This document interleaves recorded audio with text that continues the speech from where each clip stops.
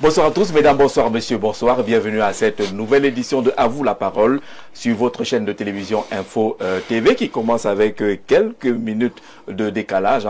Question de refaire la toilette et de vous proposer ces nouveaux habillages. Il fallait, avec Parfait Zabo et l'équipe technique, mettre tout au point pour engager l'émission. Nous y sommes donc.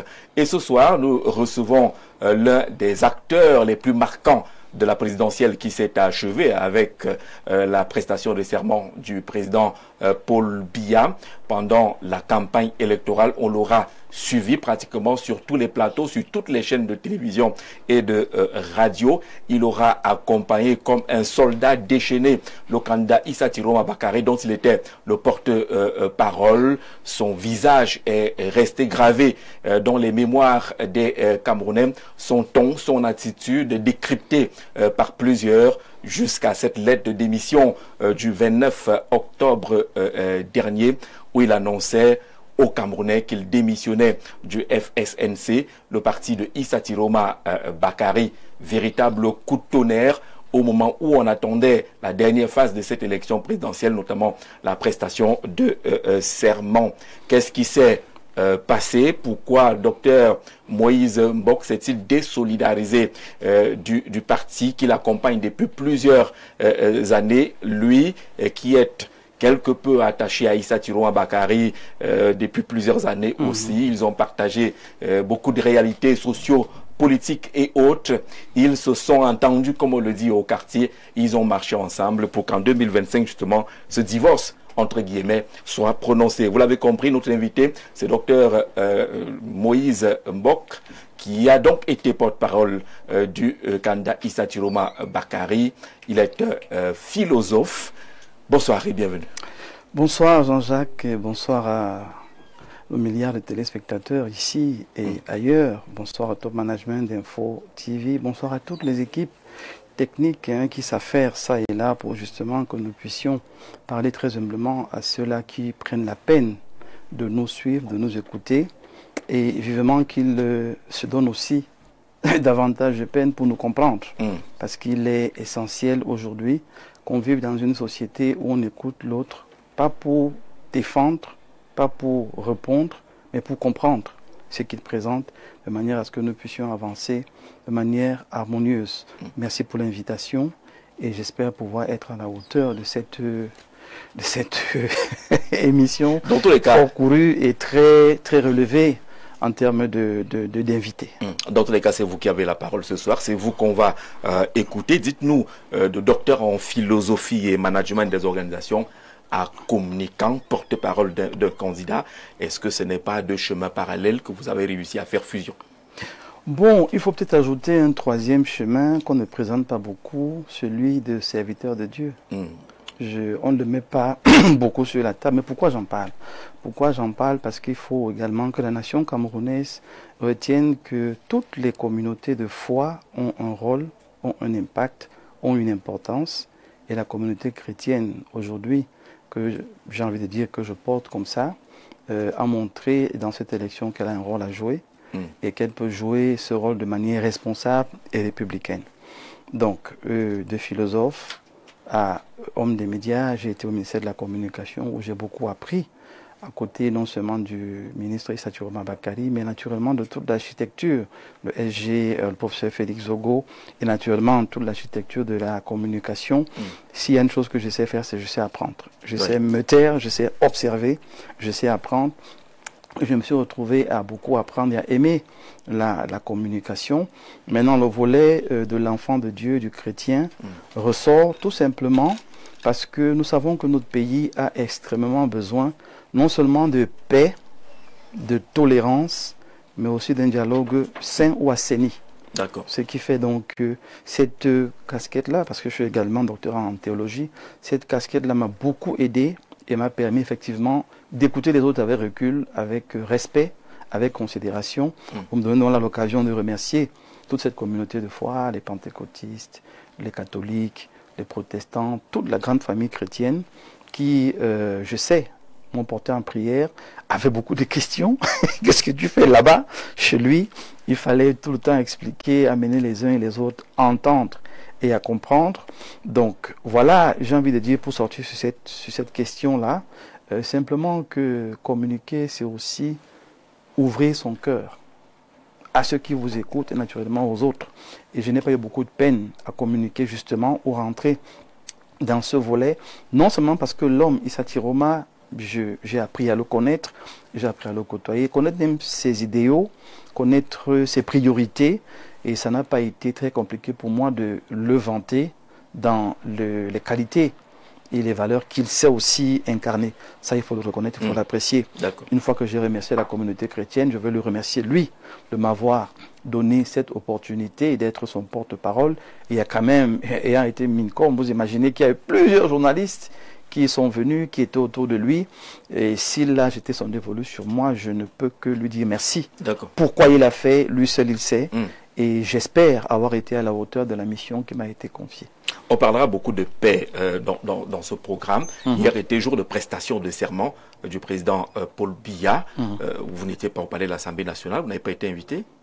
Non, je n'ai pas été invité et ça ne m'a pas posé plus de problèmes que ça.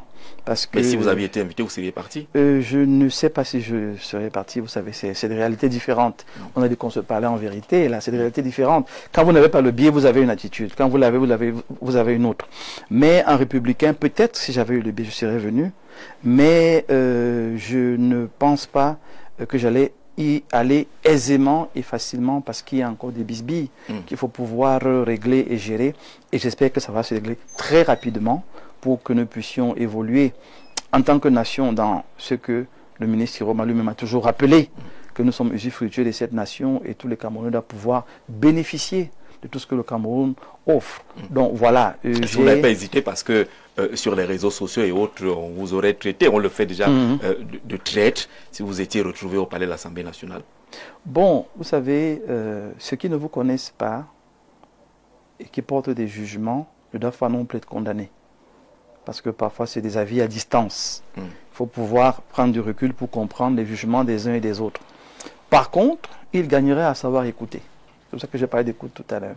Parce qu'il y a une chose de dire tel est un traître, et une autre de connaître la vérité. Quand vous avez la vérité, votre logique ou votre approche peut changer. Peut. Parce qu'il y en a qui sont radicaux dans leur position, peu importe vos explications, si vous ont déjà catalogué, vont vous garder dans ce registre-là. Donc je n'aurais pas ici la prétention de vouloir convaincre tout le monde, non. Mais ceux qui vont écouter pour comprendre, ceux qui ont vu l'engagement que j'ai mis à cette affaire, ceux qui ont vu la fougue que j'ai mis dans cette affaire, ceux qui ont vu le sérieux que j'ai mis dans cette affaire, devraient peut-être prendre un peu de recul et se dire, s'il a mis toute cette énergie pour venir laisser tomber aujourd'hui, c'est qu'il y a forcément une raison importante. Et c'est peut-être sur ça qu'il faut aller. Mais non, la raison d'abord importante pour qui, Jean-Jacques, c'est là qu'il faut parfois dire les choses. Elle devrait d'abord m'arranger, moi. Absolument. Parce qu'il y a un seul président dans un parti politique. Il est en place. C'est pas le président qu'on a enlevé. C'est un des éléments du parti qu'on a enlevé. Parce qu'en même temps, il ne faut pas se prendre la tête et se donner une valeur ou une importance que nous n'avons pas. Un porte-parole dans un parti politique est un commissionnaire. Ce n'est qu'un commissionnaire. Et il fait des commissions qu'on lui donne. Maintenant, il peut avoir cette faveur des téléspectateurs, des auditeurs, des votants. Il peut avoir cette faveur et être considéré comme quelqu'un d'important. Mais moi, je ne me suis jamais considéré comme tel. C'est pour ça qu'on me retire la parole. Je n'en fais pas un problème particulier. Je me dis même que c'est la fin de la campagne. Et qu'est-ce qui expliquerait qu'on continue à communiquer comme on a communiqué pendant la campagne. Donc au fond, ça ne m'a posé aucun problème parce que je ne me suis pas pris pour ce que je n'étais pas.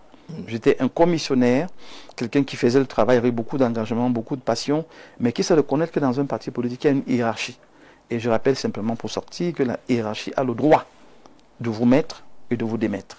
D'accord. Alors, vous avez quand même vu que Issa Tiroma Bakari était invité à la cérémonie d'hier.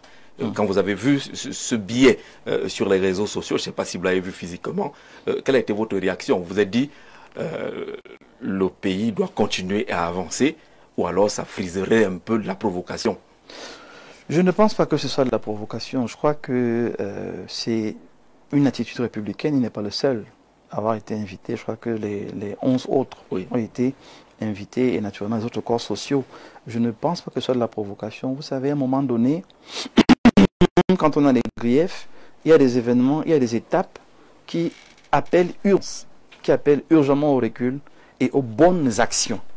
Et une fois de plus, à ce niveau de la République, il au pluriel, les 11, sont libres de venir ou de ne pas venir. Ça ne devrait pas être vu comme une défiance. Ce serait quoi le bon sens ou la bonne attitude? La bonne attitude, ce serait soit venir, soit se faire représenter. C'est-à-dire qu'on peut ne pas venir pour dire que on n'est pas d'accord avec ce qui se passe, on se fait représenter parce qu'on est républicain. Mais le troisième choix est également libre. On peut ne pas venir, c'est toujours un message, c'est aussi une communication. C'est sur ce genre d'attitude que je vais mettre de l'accent aujourd'hui pour que les Camerounais comprennent bien que quand on parle de démocratie, on parle de divergences d'opinion, même au sein du même parti, qui doivent être respectées. On parle de divergences d'approche, de logique, même parfois des goûts et des couleurs. Et vous savez que les goûts et les couleurs ne se discutent pas. Voilà. Alors, si dans un parti politique, on estime que la couleur c'est le jaune, et que moi je n'aborde pas le jaune, j'aime pas le jaune, mais je garde l'idéologie du parti en mettant le bleu ou le rouge, tant que l'idéologie est gardée, c'est la chose la plus importante qu'il faut prendre en compte. J'ai l'impression, et je le dis pour le déplorer, qu'au Cameroun, on aime mettre l'accent sur les choses superfétatoires, mais vraiment ultra périphériques, et on refuse de mettre l'accent sur l'essentiel. Mais il y a quand même des signes, il y a quand même des symboles, des signes qu'il faut pouvoir lire.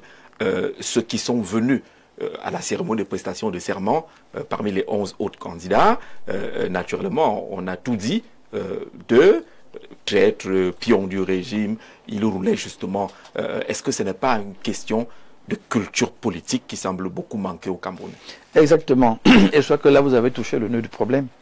On a un sérieux problème de culture politique. Et vous savez que je suis un grand adepte du dialogue social. Et dans le dialogue social, je pense que le jour où on va accéder dans cette nation, et c'est vraiment une supplication que je fais à ceux qui sont au pouvoir aujourd'hui, c'est eux maintenant qui sont au pouvoir, ceux qui sont au pouvoir, il faut insister sur le dialogue social qui est en fait une forme d'éducation citoyenne dans sa globalité et politique de manière plus spécifique. Politique parce que les Camerounais doivent comprendre que la politique ce n'est pas une activité ou alors ce n'est pas juste une élection ou les élections.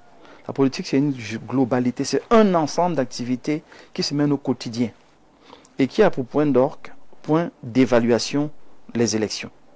Est-ce que notre politique locale, départementale, régionale, nationale marche? Pour savoir qu'elle marche, c'est aux élections qu'on mesure si la politique marche. Quand on a raté une élection, ça ne doit pas être une fatalité. C'est un moment de remise en cause. Mais vous voyez, quand on n'a pas de culture politique, ça devient une affaire de vie ou de mort.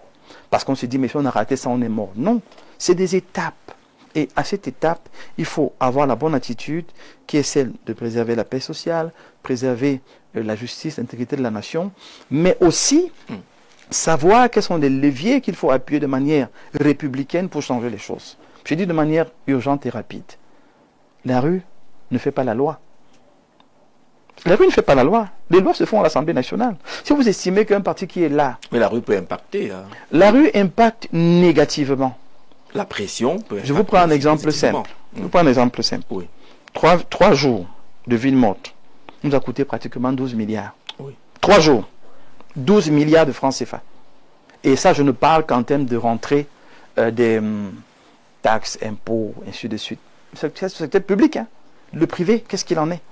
Vous voyez que... Le secteur informel. Secteur informel. Il y a des mesures qu'il est urgent de réfléchir, d'où le dialogue social. Parce que dans le dialogue social, on adresse toutes les questions. On va là en démocratie. C'est quoi la démocratie? C'est une forme de réflexion, de concept, d'idées, de projets qu'on met en avant pour rendre le pays meilleur. Pour rendre le pays meilleur. Mais malheureusement, retourner un peu dans l'histoire de la vie politique camerounaise. Depuis les années 90, les hommes politiques, ou alors la politique a travaillé à fabriquer des grands hommes, des hommes forts. M. Biya, un homme charismatique. John Fundi, charismatique. On peut les citer, jusqu'à Tiroma. Des hommes charismatiques, des hommes forts, des hommes importants. Et beaucoup de partis politiques dits de l'opposition commettent l'erreur d'ajouter à la dynamique de l'homme charismatique la trajectoire d'une organisation en termes de structure de base, en termes d'hommes, de femmes, de capacités, qui vous amène à atteindre un objectif d'utilité publique.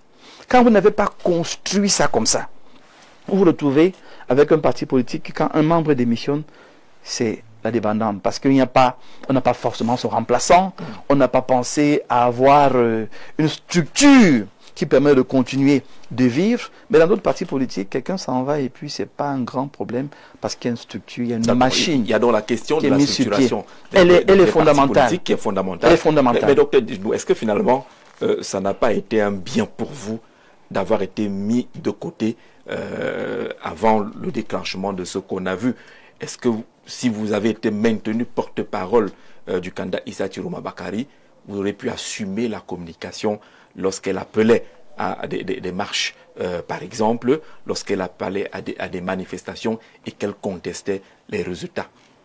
Vous voyez, la raison pour laquelle j'ai pris la peine de rappeler que je suis un homme de Dieu, c'était pour ça. Parce que mes positions, elles sont connues dans le parti. Ils le savent.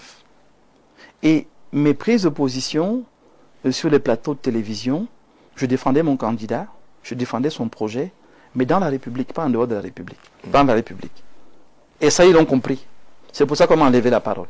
Parce que je n'étais pas dans une logique de salir quiconque, de noyer quiconque ou de démontrer que tel est plus beau qu'un autre. Je ne suis pas dans une logique d'un homme fort.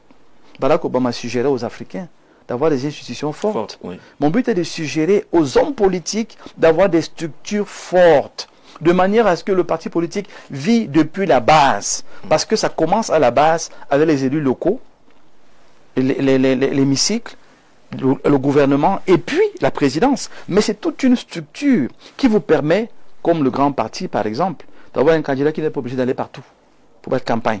Parce qu'il y a des gens qui sont partout. Vous avez vu que tous les autres sont obligés. Parce qu'il y a des endroits où il faut aller se faire connaître. Il y a des endroits où on va voir pour la première fois. Mais eux là, ils ont leur pagne, ils ont leurs réfugiés, ils ont les grosses photos, ils ont les photos. Donc on voit leurs gens partout, on voit leurs personnes partout. Alors, ça veut dire que vous n'aurez jamais porté le discours de ville morte, par exemple? Jamais. Je l'aurais jamais. C'est pour ça qu'on m'a enlevé la parole. Oui. Parce que vous vous souvenez que le dernier jour, j'ai rappelé, moi je l'ai dit sur les plateaux de télévision, que mon président, quand on a commencé cette aventure, j'ai pris la peine de lui poser un ensemble de questions. Première question, où est-ce qu'on va? On va pour remporter la présidence. Ok, ça c'est le plan A. Le plan B, c'est qu'on peut être deuxième, on peut être troisième, on peut être 12e, mais bon, moi j'étais sur deuxième. On peut être deuxième. Et mon président me dit oui, le deuxième c'est excellent. C'est quoi? C'est 2 mois. Donc si en 2 mois on peut se battre, être deuxième c'est excellent. Alors je dis ok, deuxième c'est bon. On fait quoi? Il me l'a dit, on accepte la vérité des urnes. Mais quand quelqu'un vous rassure comme ça, vous allez dans un combat où vous savez que vous combattez dans la légalité, dans le cadre républicain. Il me l'a dit. J'ai posé la question plusieurs fois. Quelle est la façon de communiquer? Moi, je pense qu'on doit mettre plus d'accent sur le projet de société que nous portons. Un peu sur vous. Vous êtes connus déjà. On vous connaît. Donc, je n'ai pas besoin de beaucoup mettre l'accent sur ITB. Tout le monde connaît ITB. Issa Chiroma Bakary, mon Dieu. Tout le monde connaît, aime et apprécie. Donc, mon travail était facilité dans le concept, le projet, la vision, l'idéologie du FSNC. Voilà ce que je portais. Et il m'a accompagné dans la plupart de ces émissions. Parce qu'avant d'aller à une émission, on échangeait. Naturellement. Il me disait, bon, vous dites ceci, vous dites cela. Moi, voilà ce que je pense, voilà comment je vois les choses. Donc, je vais dans ce chantier en ayant l'assurance que mon président m'a dit, nous sommes républicains et nous restons républicains. Les messages que les gens passent maintenant, là, de son 2018, on a revisité quelques-uns de ces messages, où on rappelle bien les réalités du pays. Et j'ai tout fait de rappeler que si on est deuxième, ce sera formidable. On ne doit pas être des deuxièmes de façade. On doit être des deuxièmes d'action, de fait. C'est-à-dire, on doit aller à l'hémicycle. Et s'il faut changer des lois, c'est là-bas qu'on va les changer. Mais on va commencer à la base. Et une de mes suggestions, qui n'a pas forcément été prise en compte, c'était que partout où on passait, on devait créer des bases. Oui. On devait créer des bases et développer donc un maillage territorial avec des alliés qui nous permettraient d'avoir des personnes qui sont là. Parce que les élus locaux, c'est qui? C'est ceux qui vivent avec vous. Ce sont vos cousins, vos frères, vos amis, vos relations. Donc, il était question de faire ce travail. C'était d'une pierre deux coups. Donc, il passe, il est ultra populaire, les gens l'aiment, les gens l'apprécient. Mais à côté de ça, on met sur place un bureau. Avant la campagne, on présente le bureau. Ça fait que les gens sont connus, on les identifie. On fait la campagne, le meeting. On fait le meeting et on continue.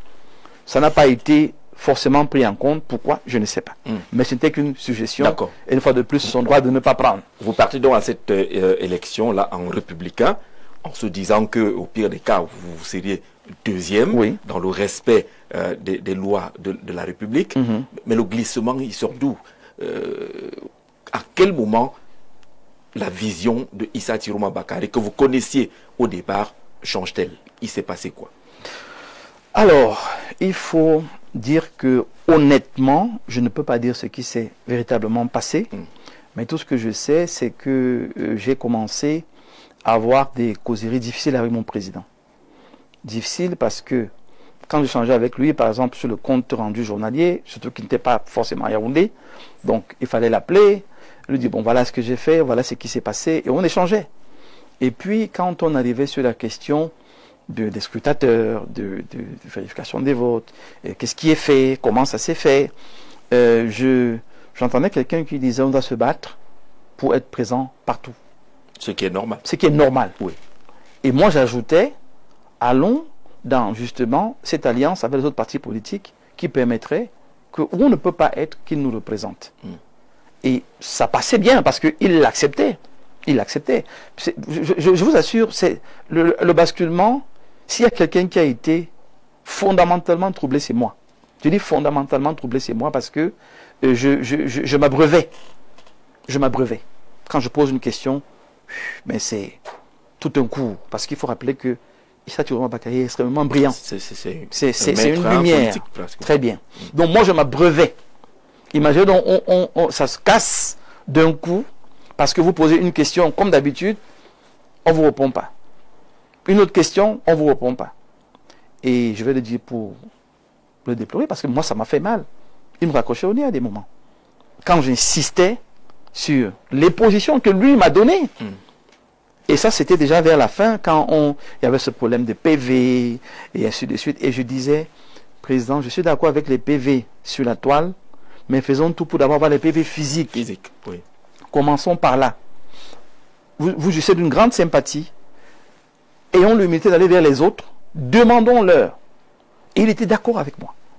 Ça, c'est le Tiroma que je connais, qui n'avait pas de peine à ce que j'aille vers l'UNDP pour dire, écoutez, au PV là, on en a besoin, aller vers le PCRN, parce que la coalition des moyens était un élément qu'on avait déjà mis sur la table à maintes reprises.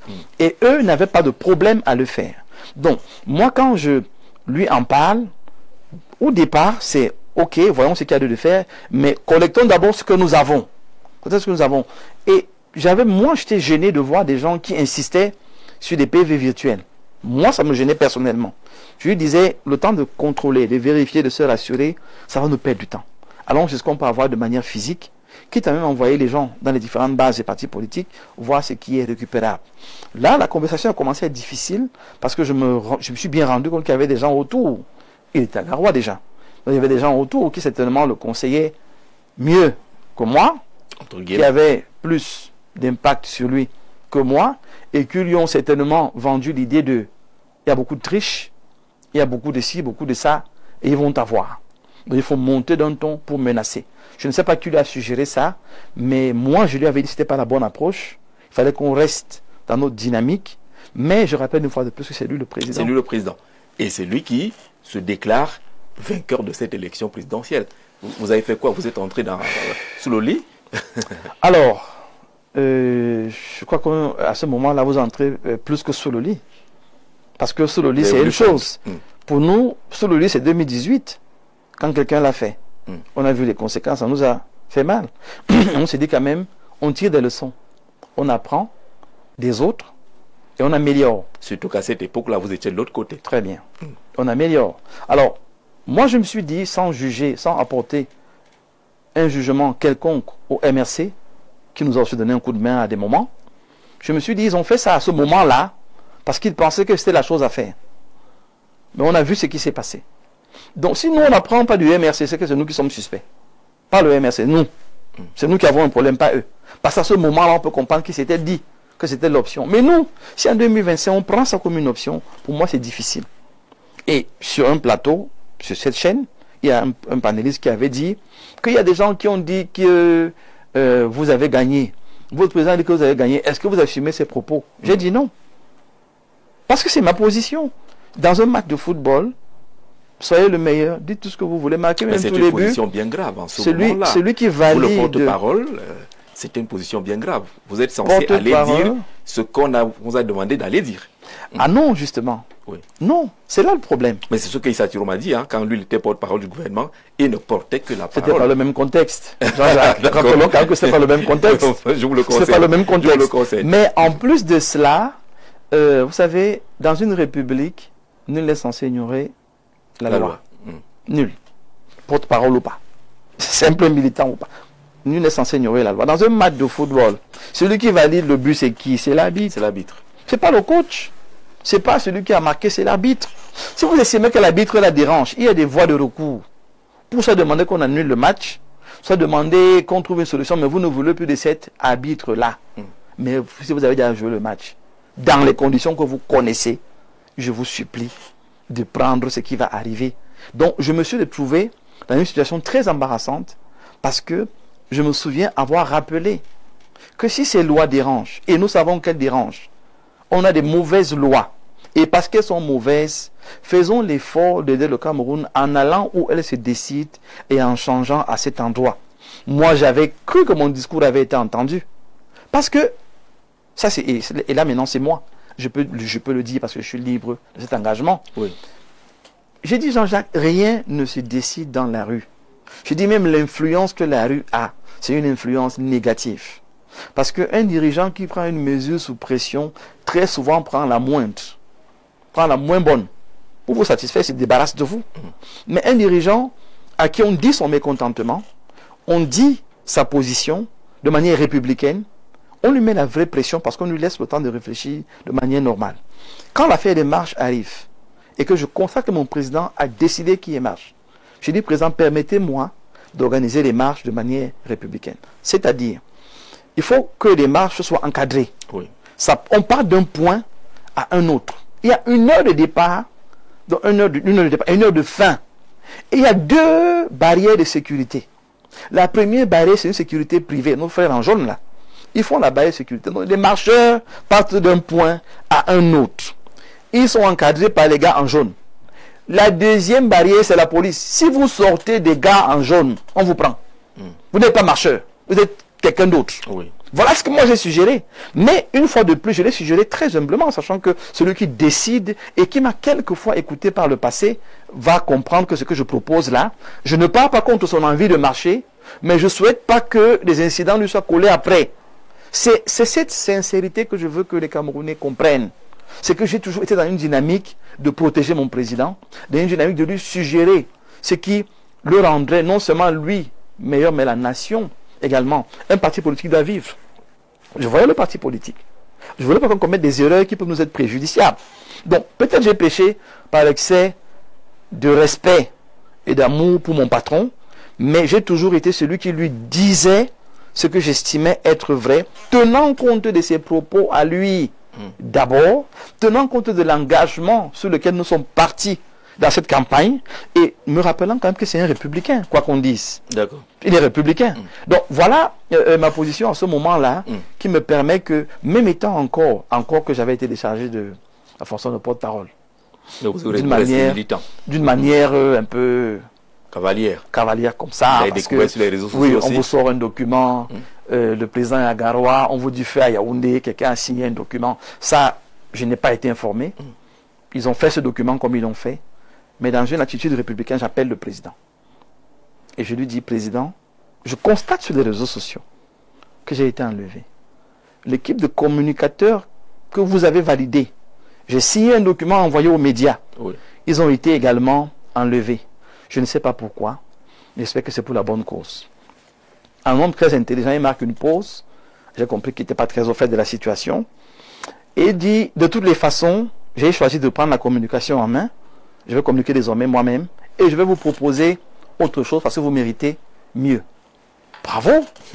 Je me dis, bon Dieu, mais c'est la promotion. Je suis en haut. C'est promotion. Donc mon président a réussi à me calmer, à me rassurer. Donc quand je me tais tout ce temps, c'est que je m'échauffe. Disant qu'il y a quelque chose qui arrive. Donc pendant que les autres disent, mais il est où? Moi je m'échauffe. Je sais que... Alors, mais la promotion concrète, ce que les Camerounais veulent savoir, vous étiez dans l'entourage de Issa Tirouma, vous avez vu quelques PV physiques et les PV virtuels. Est-ce qu'il avait suffisamment d'éléments pour penser qu'il a gagné cette élection? Moi je vais être honnête avec vous. Quand j'ai réalisé une énième fois que ce que je proposais n'était pas pris en compte, je ne me suis pas intéressé à ce volet. Je vous dis la vérité, je ne suis pas intéressé à ce volet. Je me souviens que je suis allé une fois... Vous saviez qu'il allait droit vers un mur? Bon, je ne me suis pas intéressé parce que je me suis dit, si on ne cherche pas le maximum de PV physique, on demande notre victoire comment? Virtuel? Avec tout ce qu'on peut fabriquer sur le virtuel? Ça va être compliqué. Donc moi j'étais sur le physique et un jour, celui qui nous représentait à ces différentes commissions m'a appelé un jour, m'a dit, écoute, on a quand même beaucoup de PV et tout. Bon, je suis arrivé où il y avait des PV, il y avait des PV. Il y en avait quand même, j'étais dans un salon, il y a plein de PV. Mais je ne peux pas vous dire que j'ai marqué une attention particulière dessus parce que j'avais estimé que si on avait fait le travail comme il le fallait, en ce temps-là, on aurait une salle plus ou moins quand même, on parle de 31 000 bureaux de vote. Donc vous imaginez, le PV qu'on était supposé avoir. Bon, moi, ce que j'avais vu, je m'étais dit, on m'a dit non, il y a d'autres qui arrivent, il y a d'autres qui sont déjà gardés. J'ai dit non, ce volet ne m'intéresse pas. N'est-ce pas parce que vous saviez au fond de vous qu'en réalité, vous ne pouviez pas gagner cette élection? On ne peut pas gagner l'élection, je dis non. Je dis non parce que ce n'est pas une science figée. Une élection, franchement, ceux qui parfois sont très sûrs de ne gagnent pas. Et ceux qui parfois ils vont juste pour aller finissent par gagner. Pourquoi? Parce que c'est le peuple qui décide. Au fond, c'est le peuple qui décide. Donc, nous, on allait avec, premièrement, en tête de gagner, mais en même temps, on savait qu'on a quelqu'un quelqu'un qui a une bonne expérience en face. Et dire que j'étais sceptique sur nos possibilités de gagner, non. Les signes montraient qu'on peut faire bien. Et le score qu'on nous a donné, c'est un bon score. C'est un score honorable. Donc on a fait quelque chose. Maintenant, est-ce qu'on pouvait avoir plus, est-ce qu'on pouvait avoir moins, c'est un autre débat. Toujours est-il que aujourd'hui, les faits sont là. Je ne me suis pas occupé du volet des PV parce qu'il y avait quelqu'un qui s'occupait de cela. Et en entreprise, il faut savoir rester professionnel. Votre collègue vous informe ou vous intéresse à son segment, vous le suivez. Mais s'il ferme la porte, vous n'insistez pas. Sinon, vous devenez un problème. J'ai essayé de comprendre une, deux fois. La porte m'était fermée. Je n'ai pas insisté. Donc aujourd'hui, je ne peux pas en parler. Est-ce que ce n'est pas parce qu'en tout cas, on le lit sur les réseaux sociaux, qu'on vous soupçonnait de donner les informations au camp d'en face? Alors, une fois de plus, on me donne un beau rôle. Un très beau rôle. Mais je rappelle que le RDPC n'a pas besoin de ça. Le RDPC n'a pas besoin de ça. Il n'a pas besoin d'un MBOC quelque part qui va venir. Faire même quoi? Quelle information même, Jean-Jacques? Parfois, les gens parlent de choses qu'ils ne comprennent pas. On a fini une élection. Les institutions en charge sont en train de compiler, de comptabiliser et de gérer. Quelle information va venir changer quoi? Je ne comprends pas. Est-ce que si je n'ai pas dit au RDPC que ils ont déjà tous les PV, ça va changer quoi? C'est que le RDPC a déjà préparé lui-même. Vous voyez un peu, c'est-à-dire que dire que donner les informations, et on va arriver à ce volet, dire que donner les informations, je trouve ça bizarre et difficile. Et si vous allez mener une enquête, vous allez vous rendre compte que c'est des gens qui n'ont jamais apprécié le travail que nous avons fait, parce que dans mes remerciements, les médias sont en tête. À côté des médias, j'ai parlé de la communauté de foi chrétienne, mais aussi des musulmans qui m'ont accepté de manière naturelle.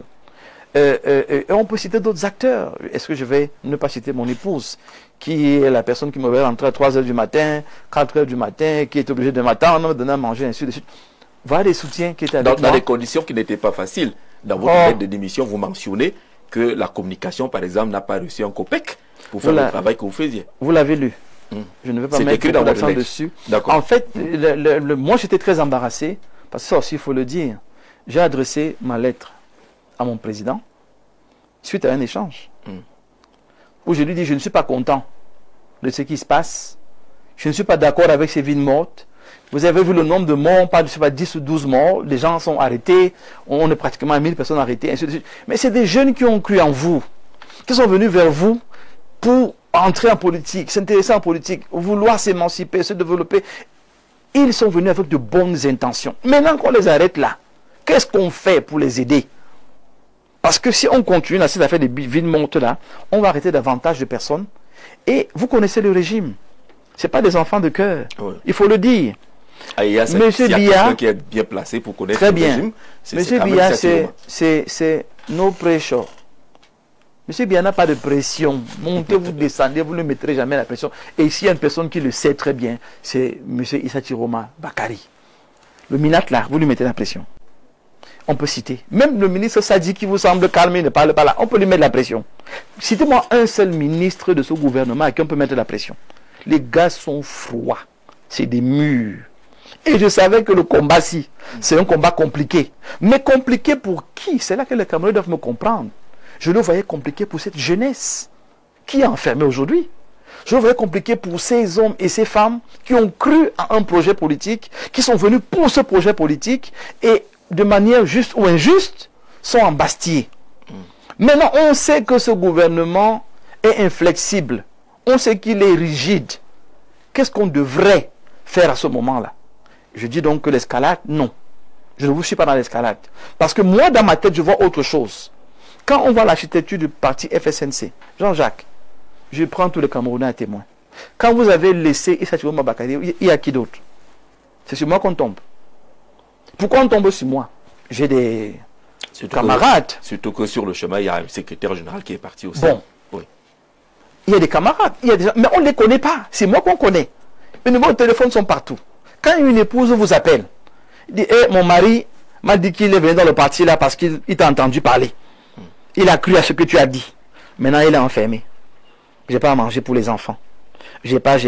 Quand vous avez ce genre de message, vous avez ce genre de pression, vous la ramenez à votre président. Et il semble ne pas donner une oreille favorable à cette chose-là. Je dis simple. Il n'y a pas de péremptoire. Simple. Parce qu'il y a d'autres pressions aussi qu'il gère. Ça vous met mal à l'aise. Vous lui demandez donc la possibilité de régler le problème. Il vous dit oui. Il vous dit oui. Mais revenons à la lettre. Quand je donne ma position, il me dit il y a d'autres camarades, il y a d'autres personnes dans le parti, vous n'êtes pas seul. Comme vous n'êtes pas ici pour exprimer votre malaise, il faut écrire. J'écris, sachant que j'écris à mon président. Je dois envoyer la lettre à lui, le 29. Il la reçoit. Dans la procédure, il peut me répondre, il peut ne pas répondre, il peut même simplement m'appeler et dire j'ai lu, j'ai compris, écoute, on continue le combat. Parce que dans un parti politique, il n'y a pas que les radicaux, il y a aussi les modérés. Et si on n'arrive pas à se parler dans un parti politique en tenant compte des différents courants, il y a un problème. La démocratie, ce n'est pas juste le gouvernement ou la gouvernance, c'est aussi la gestion interne des partis politiques. Pourquoi on veut museler les gens? Et je ne suis pas d'accord avec ça. Ce n'est pas que le FSNC, c'est dans la majorité des partis politiques. Il faut qu'on apprenne à écouter les autres en se disant qu'ils veulent aussi le bien du parti. Ce n'est pas la pensée unique. Ce n'est pas la volonté unique. Si on est ensemble, c'est que vous pensez quand même que je peux apporter une petite chose. D'accord. J'écris à mon président, je lui envoie l'élément. Et puis d'abord dans le groupe des communicateurs, on commence à m'enlever certains groupes du parti. Je vois, vous avez été retiré. Ok, je comprends rien à ce qui se passe. Mais je reste tranquille. Et puis après, il y a un groupe, mal appris, c'est moi qui étais l'administrateur, le groupe des communicateurs. Là, je vois ma lettre qui arrive. La lettre que vous avez envoyée au président. Au président. La lettre qui arrive, et c'est une dame que je ne connais même pas, qui se met carrément à me vilipender. Elle dit des choses incroyables. Que vous êtes traître. Voilà. Et tout le monde est surpris. On associe même votre communauté. Bon, vous voyez, c'est des mélanges, des amalgames ouais. Vraiment difficiles qu'il faut traiter au Cameroun. Parenthèse rapide. Dès que vous avez décidé d'être un acteur social, quel que soit le secteur, public ou privé, vous cessez d'appartenir à votre tribu. Vous appartenez au Cameroun. Le pousseur n'appartient plus à sa tribu. Parce qu'il pousse, il porte les produits des Bassa, des Bamileke, des machins. Donc il ne s'appartient plus. Et ça va jusqu'au chef de l'État. Dès qu'on décide de rentrer en société, on n'appartient plus à une tribu. Donc je n'étais pas là, je ne suis pas là-bas en tant que Bassa. Je suis d'abord en tant que professionnel de la communication. Ça n'a rien à voir avec ma tribu. Mais les petites gens aiment bien les petits débats. Malheureusement, il y en a plein au Cameroun. Et je parle là pour qu'ils arrêtent les petits débats. C'est-à-dire que, oui, Jean-Jacques est pertinent, mais il se vante beaucoup. Oui, ça se dit. Mais quel est votre problème? Vous cherchez quoi?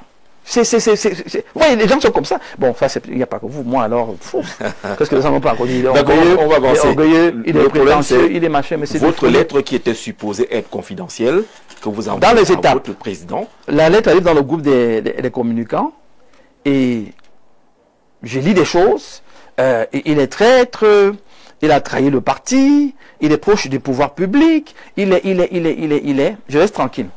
Je dis rien. Je crois que j'ai enlevé la dame, d'abord, du coup, parce que je ne comprenais rien. Je me suis dit, c'est quoi cette affaire? Vous ne la connaissez même pas. Alors que vous êtes administrateur de ce groupe. Très bien. Je vais donc la trouver une box. Je dis, madame, vous êtes qui d'abord? Elle dit, non, c'est quelqu'un qui m'a mis dans le groupe pour vous surveiller. Parce qu'on avait découvert que vous êtes proche du gouvernement. Bon, c'est une révélation, ça. Je dirige un cabinet depuis 20 ans qui fait dans l'intermédiation, une négoce internationale. Je travaille avec tous ces... Vous avez travaillé avec Zumbac. Mais j'ai géré la fondation. Pour le FIAC. Voilà. Alors, le Camerounais qui ne me connaît pas, peut-être qu'il demande que le type la même. C'est qui? Par rapport au gouvernement. Donc, venir, la dame fait comme si c'était une découverte scientifique que je connais les ministres. J'ai dit, madame, vous ne me connaissez pas. Elle dit, non, vous êtes menteur, vous êtes machin. Mais qu'est-ce qu'elle ne m'a pas dit? Je dis, ok, je comprends que vous ne me connaissez vraiment pas. Je ne sais pas ce qui s'est passé. Mais votre affaire là, vous entrez dans un secteur que vous ne connaissez pas. Non, le président m'a demandé de vous exposer. Le président vous a demandé de m'exposer. Ça, on est peut-être, je crois, le 2, quelque chose comme ça, le 2 ou le 3. Et puis après, je crois que c'était le 4, hein, quelque chose comme ça. La lettre, en fait, ça commence à partir dans tous les... Quelqu'un m'appelle, il me dit, écoute, donc, au Cameroun, il y a Paul Biya, il y a Issa Tiroma et il y a toi. Je dis, ok, et à moi, c'est-à-dire, tu es partout sur la toile. Ah bon? Qu'est-ce qui se passe sur la toile? Vous bouffez la tontine, comme on dit au quartier. Et là, Ernest Obama m'appelle, il me dit, mais grand frère, écoute, j'apprends que tu as démissionné. Je dis oui. Parce que la lettre, j'ai déjà envoyé à mon président. J'ai dit oui, j'ai démissionné. Et puis bon, c'est parti.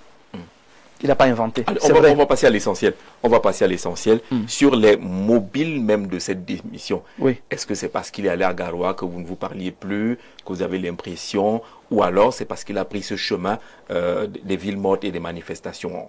En des termes clairs, c'était quoi le point de rupture? Je sors rapidement sur la lettre. J'apprends, parce qu'une fois que je ne vais pas être péremptoire, j'apprends que c'est lui qui a demandé qu'on mette sur les réseaux sociaux. En tout cas, pas que j'apprends. La dame écrit, très fois dans le groupe, que cette lettre est mise ici et dans les réseaux sociaux à la demande du président. Et il faut qu'on dise aux Camerounais qu'il est un traître, il est. Et c'est comme ça que c'est parti. On l'a dit aux Camerounais. On l'a dit. Bon, avec mon épouse, on riait un peu. Et je lui disais, c'est Dieu qui fait ma publicité. Ceux qui ne me connaissaient pas, maintenant me connaissent. Pour rire un peu, pour dire qu'on ne prend pas tout au premier degré. Et voilà comment ça se trouve sur les réseaux sociaux. Ce n'est pas moi qui ai mis la lettre là-bas, c'est eux qui ont mis la lettre sur les réseaux sociaux. Ça me donne donc maintenant la liberté de m'exprimer comme je m'exprime, parce qu'ils ont estimé qu'il fallait passer par ce moyen difficile. Et vous avez lu ma lettre, j'ai rappelé... La partie en gras semble être la partie décisive de cette démission-là. Oui. Le dialogue maintenant devient difficile. On se parlait. Le dialogue devient difficile parce que je n'arrive pas à lui dire ce que je pense et qu'il me convainc du contraire. Parce que tu vois, moi, c'est ça. Excellence, allons à gauche. Il me dit non.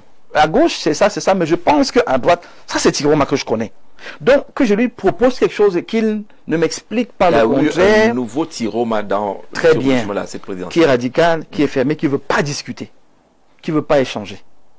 Et tout ce que je propose, il ne le fait pas. Donc, quand je fais la lettre, c'est tenant compte de tous ces paramètres. Et je lui rappelle donc que le chemin qu'on prend n'est pas un bon chemin. C'est un mauvais chemin. Mais Jean-Jacques, cette lettre-là, c'était pour mon président. C'était confidentiel. Il aurait pu répondre, pu ne pas répondre. Il aurait pu vous convaincre de ne pas démissionner. Ou de ne pas démissionner. C'était possible. Voilà. Mais ce que j'ai reçu de mon parti, c'était « casse-toi, tu pues ». Et le plus difficile, c'est que j'ai découvert que beaucoup de camarades ne me connaissaient pas. Parce que chacun qui venait me dit, bon, oui, on a vu que tu es un traître vraiment, comment tu peux nous faire ça? Personne ne pose la question, hein. Comment tu peux nous faire ça? Maintenant, c'est quoi l'affaire de causer avec le gouvernement? Parce qu'il faut que les Camerounais sachent. Quand je dis à mon président que l'affaire commence à devenir bizarre, et je pense qu'il faut garder le contact avec la grande maison. Parce la grande maison, c'est-à-dire? La présidence. D'accord. Tu dis que tu es président. Lui aussi, on l'a déclaré président. Parlez-vous. Peut-être en vous parlant, ça va apaiser les choses. Les Camerounais veulent la paix. Ils ne veulent pas la paix que vous dites là. Certains vont vous suivre, mais c'est jusqu'à quand? Ville morte jusqu'à quand? Mais si vous le dites, ça veut dire que vous avez les bons contacts avec la présidence. Mais alors, on n'a pas besoin d'avoir de bons contacts. Mais lui souffrait déjà de ne pas pouvoir causer avec le président avant qu'il démissionne. La loi de l'opportunité, tout simplement. Il est mendiant de la paix. Il a dit, non? Oui. Tout ce qui est paix le touche. Donc moi, qu'est-ce que je fais de manière très simple? Je demande à la primature, qu'est-ce que je peux faire? Je suis envoyé au comité central parce que c'est aussi une question politique. Vous n'avez pas été mandaté pour le faire? Ben oui, j'ai été mandaté. C'est une initiative en solo? Non, j'ai été mandaté. C'est ce qu'il faut dire aux Camerounais. J'ai posé la question à mon patron. Est-ce que tu penses que ce serait judicieux que je me rapproche de ces gens pour créer le pont? Pas pour négocier, hein, mais pour libérer les gens qui sont arrêtés. Parce que c'est deux choses. Il n'était pas ouvert à une négociation, comme on dit Premier ministre, machin. Non. Il n'était pas ouvert à ça. Son débat, mon débat... Il y a quand même eu entame de négociation dans ce sens-là? Je ne pense pas. Il m'a dit non, parce que je lui ai posé la question. Il m'a dit non. Il n'y a pas eu entame de ça, donc je me tiens à ça.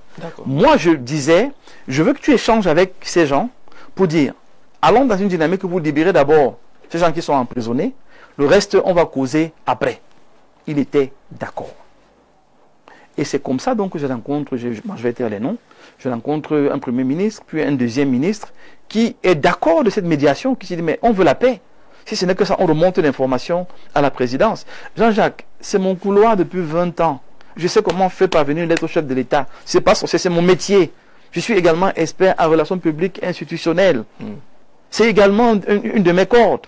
Mettre les opérateurs économiques en relation avec le gouvernement, je le fais. Vous le faites comment si vous ne parvenez pas à toucher la grande maison? C'est des portes qui sont ouvertes. J'ai des couloirs que je maîtrise. Oui. Et c'était de ces ministres. Au profit de la paix. Au profit de la paix. Oui. Très bien dit. Au profit de la paix. Et il n'y avait aucun intérêt autre. Profit de la paix. Parce que ces gens déjà rencontrent depuis.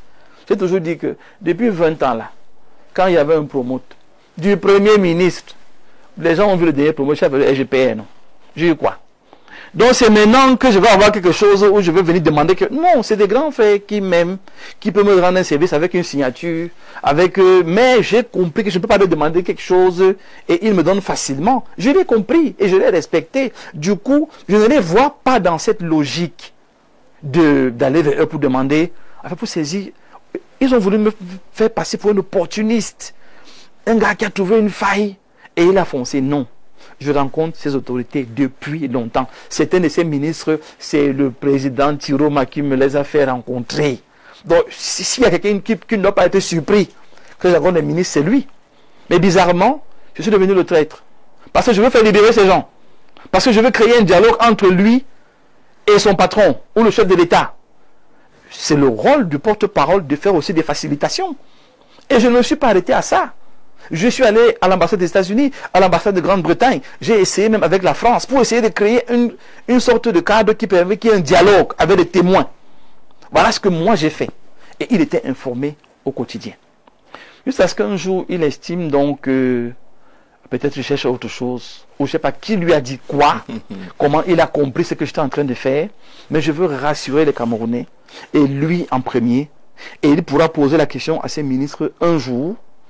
Mon débat et mes interventions étaient simples. 1, qu'on libère les gens. 2, si on peut donner l'immunité ou la sérénité, la tranquillité à Issa Tiroma Bakary de pouvoir évoluer, de pouvoir se mouvoir. Créons un cadre de dialogue. Il n'a jamais été question de rien d'autre après. D'accord. Quelques questions de téléspectateurs. Bonsoir Gigi, très belle émission. 2 questions à ton invité. Où est passé son président Issa Tiroma Bakary? Je rappelle qu'il a démissionné, mais est-ce que vous savez où se trouve Issa Tiroma Bakary? Non, vous savez qu'en même temps, on a dit que je cherchais des informations pour communiquer. Donc, du coup, j'ai préféré rester à distance. Vous n'en cherchez même pas? Non, non, du tout. Du tout. Quelqu'un m'a envoyé une information ce matin pour dire qu'on l'a amené au Nigeria. J'ai dit que, s'il vous plaît, ne m'amenez plus dans le sujet là. Mais vous avez quand même gardé quelques contacts à l'intérieur qui peuvent vous donner l'information, non? Dans ma lettre, j'ai rappelé que la relation politique s'arrête. Il reste mon papa. Il est comme un papa pour moi. Quand mon papa décède, il participe à l'enterrer. Vous avez les contacts des membres de la famille. Oui, mais je n'appelle personne. Je n'appelle personne. Même la fille de Tiroma, vous avez tous ces contacts. J'ai tous ces contacts, je n'appelle personne. Oui. Tout simplement parce que la fille a participé à cela. Parce que la fameuse dame me dit, papa a envoyé à la fille, et c'est la fille qui a dit que voilà ce qu'il faut faire. Les influenceurs, c'est la même chose. Certains, je parle avec eux. Malheureusement pour eux, ils oublient que certains, c'est moi qui ai donné le contact pour échanger avec eux. Bon, j'ai posé la question à certains qui m'ont dit... non, ils m'ont dit... Non, je dis de manière simple. Ils m'ont dit, donc, quand on lit ta lettre là, oui, quand on lit ta lettre là, celui qui a publié, c'est bête. Parce que ça descend le parti. Donc nous, on mange notre argent. Et on sait que ça te couvre. Pour celui qui veut comprendre, il sait que cette lettre... Vous avez donné beaucoup d'argent aux influenceurs alors? Ils ont donné. Moi, j'ai dit que si même dans ma com, je n'ai pas eu l'argent, je sais que l'argent passait où. Mais vous savez qu'on en a donné? Je ne sais pas. Je préfère ne pas parler de ce que... Ils mangent leur argent. Mais c'est sur mon dos qu'ils ont bien mangé quand même. Parce que je crois qu'ils ont eu beaucoup de publications où on a dit des choses compliquées, complexes, mais que je voudrais expliquer de manière très simple aujourd'hui. Je me suis approché du gouvernement pour les jeunes qu'on a arrêtés, approché du gouvernement pour qu'il y ait un dialogue entre Issa Tiroma Bakary et les gouvernants. Maintenant, si c'était une erreur, je demande pardon. D'accord. La première question donc du téléspectateur, c'était de savoir si je ne sais pas vous avez une information, vous ne savez rien, vous avez appris comme les autres, comme ça, qu'il serait au Nigeria, ainsi de suite. Comment l'invité entrevoit-il son avenir politique après sa démission du FSNC? Est-ce que vous restez en politique? Est-ce que votre avenir c'est quoi? On peut vous retrouver dans une autre formation politique ou bien vous allez créer votre parti? Puisque vous avez là suffisamment de visibilité, Maurice Bock. Aujourd'hui, on vous a classé parmi les 3 hommes politiques qu'on évoque le plus. Ça peut donner des idées. C'est un honneur. Oui, ça donne des idées, ça c'est clair. Maintenant, nous sommes dans un contexte où les Camerounais ont choisi d'être très pinailleurs comme ça, soupçonner tout et rien. Et finalement, on finit par ne plus s'en sortir. Si une chose est sûre, c'est que je reste en politique. Ça, c'est sûr. Maintenant, je reste en politique. Pourquoi? C'est pour vraiment tracer un autre sillon. Un autre sillon qui est celui d'arrêter de fabriquer les hommes forts, mais de fabriquer aussi les structures fortes. Et si je trouve un parti politique qui rentre dans cette dynamique, pourquoi pas? D'accord. Mais si je peux créer le mien également, je vais consulter. J'ai des conseils, j'ai des personnes vers qui je vais aller. Et je pense qu'avec tout ce que j'ai appris, j'ai apporté à ma nation. Et je crois que la sincérité qui m'anime, qui est celle républicaine, est celle d'insister sur le fait qu'on ne doit pas rater la mondialisation, parce qu'on a de la matière. J'ai apporté, et je vais continuer d'apprendre d'ailleurs. Maintenant, la suite, on saura. D'accord. Comment peut-on avoir les PV virtuels sans avoir les PV physiques? C'est la question que le téléspectateur pose. Comment se fait-il que vous soyez contre la victoire alors même que vous donnez les conseils pour encadrer une marche? Est-ce que vous n'êtes pas contradictoire? Non. Je ne sais pas si la question se tient, mais je donne les conseils pour la marche. Pourquoi? Mon président a dit on va marcher, point. À ce moment-là, vous adaptez.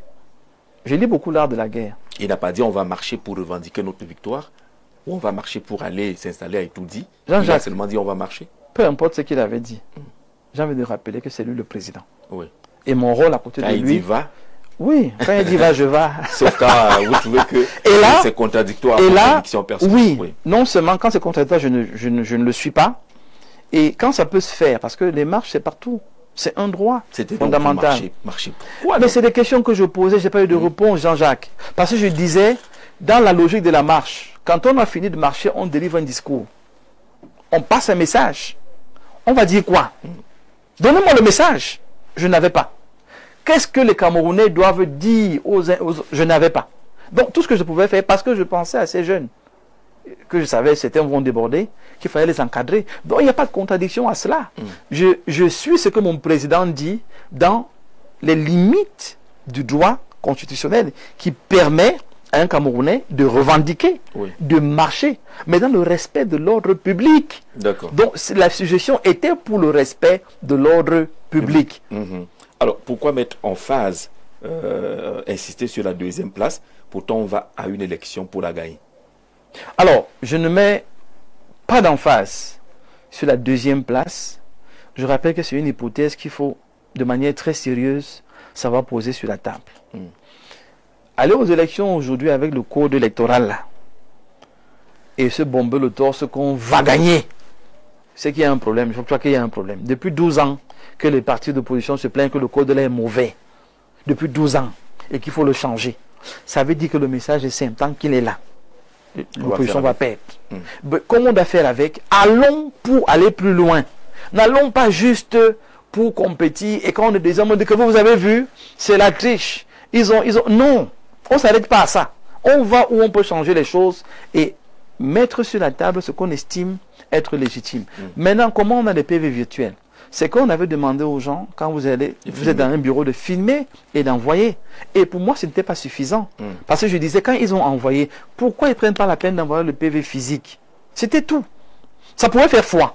Mais sur le plan du droit, c'est bien difficile de venir... C'était ça ma position.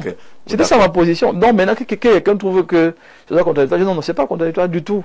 Je dis à un moment donné, il faut être réaliste. Et c'est à ce genre de politique que j'aspire. Quand vous avez un adversaire qui est compliqué devant vous, travaillez à vous compliquer vous-même, au lieu de crier partout qu'il est compliqué. D'accord. Bonsoir Gigi, bonsoir Dr Mbok.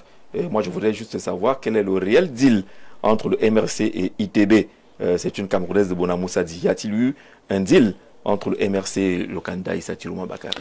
Moi, ce que je sais, le MRC nous a apporté un appui au niveau de la communication, d'abord. Moi, j'ai souhaité que le MRC nous accompagne au niveau des PV, parce qu'ils avaient déjà fait ce travail et ils avaient annoncé qu'ils étaient pratiquement présents partout. Et pour le reste, je ne peux pas dire, parce que je peux vous rassurer qu'avec le temps, les réunions se déplaçaient. Et mes positions étaient connues. Je me souviens, j'ai dit un jour à un de ses responsables que s'il vous plaît, parce qu'il avait un ton quand même, j'ai dit s'il vous plaît, nous sommes au FSNC, si nous ne sommes pas au MSC. Donc ce n'est pas le MSC bis, c'est le FSNC. Oui. Si vous êtes venu nous aider, aidez-nous dans le cadre qu'on vous donne. Ne débordez pas. Et je crois que ça, on n'a pas aimé. Ils n'ont pas aimé, mais bon, c'est mon droit de dire ce que je pense. Le MRC vous a beaucoup aidé. Beaucoup aidé. Même ça, je reconnais. Mais sur les 35%, on peut compter là une force du MRC. Le MRC nous a beaucoup aidé. Je dis au niveau de la communication, la majorité de mes communicateurs étaient du MRC. D'abord. Au niveau même de l'apprentissage, de la découverte de ce milieu électoral, le MRC, moi j'ai pris beaucoup de conseils. Allez écouter, échanger avec eux. Mais c'était finalement pas le jeu. Maurice Kamto ne donne pas les consignes ouvertes et officielles de vote, mais le MRC vous soutient. C'était quoi ce grand écart? Ça, c'est la diplomatie de Issa Thirouma Bakary. Comment elle a réussi à le faire, lui seul il sait. Mais tout ce que je sais, c'est qu'on voyait comment chaque jour, il y avait un rapprochement, des gens venaient, ça courait. Ça, il faut saluer l'homme politique d'un niveau relevé qu'il est. Ça, et c'est pour ça que quand les gens disent ce qu'ils disent, ils ont un intérêt qu'ils ne comprennent pas. Je suis fâché contre mon père, c'est un détail. Qui n'a jamais été fâché contre son père? Nous tous, on a été fâchés contre nos parents. Moi, c'est que demain, on va se rencontrer. Et quand on se fâche contre son père, ça se gère en famille. Comme le linge sale. La lettre, elle a été en famille. Comme le linge sale. Vous ne pourriez pas prendre l'avion, aller à Garoua aussi? Bon, si j'avais les moyens de le faire, j'allais le faire. Suivez mon regard. D'accord. mais lorsque vous parlez de ce soutien du MRC, l'analyse peut laisser croire que sans le MRC, par exemple, en 2026, lors des élections locales, si le FSNC est là, ça va être difficile. Ne rêvons pas. Jean-Jacques, ne rêvons pas. Le MRC, ce n'est pas non plus des bleus en politique. Oui. Ils sont avec nous parce que le candidat n'était pas là. Ne rêvons pas. Disons-nous la vérité. Ils ont choisi de nous accompagner, d'exister, d'être présents, parce qu'ils savaient que d'une manière ou d'une autre, leur nom allait rester présent sur la scène politique. C'était une stratégie et qui a bien marché. Parce qu'aujourd'hui, quand on dit FSNC, on dit MRC, c'est devenu comme des jumeaux, c'était une stratégie. Il faut saluer MRC pour ça. C'est des stratèges. Ils ont reçu leur coup à rester présents. Ce qui fait donc qu'avec tout ce qui se passe, le MRC n'aura aucune peine à se présenter aux élections locales et évoluer. Parce que son nom est collé au FSNC. Oui. Le MRC pourra facilement dire, et c'est, prenez ça gratuitement, que mes amis, le FSNC n'a pas un candidat ici. et ils nous ont mandatés pour être le candidat consensuel. Vous allez être là pour discuter. Vous n'êtes pas là. Ils ont donc prendre tous les endroits où nous sommes absents. C'est de bonne guerre. Et je dis qu'ils ont été de bons stratèges. Comme ils n'ont pas eu l'argent pour être payés pour ce qu'ils ont fait pour nous, ils vont se payer dans les élections locales. On va prendre dans quelques secondes une respiration pour accueillir Nadège Yougen qui viendra vous poser d'autres questions. Elle a écouté, elle a lu, elle a recensé quelques questions et viendra partager avec nous sur le plateau. Très rapidement, bonsoir. Jean-Jacques, très belle émission, invité très pertinent dans ses explications qui nous fait comprendre beaucoup de choses ce soir et comprenons qu'il a été floué.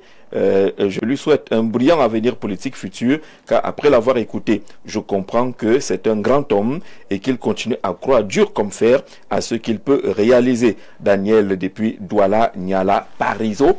On vous salue là-bas. Petite respiration.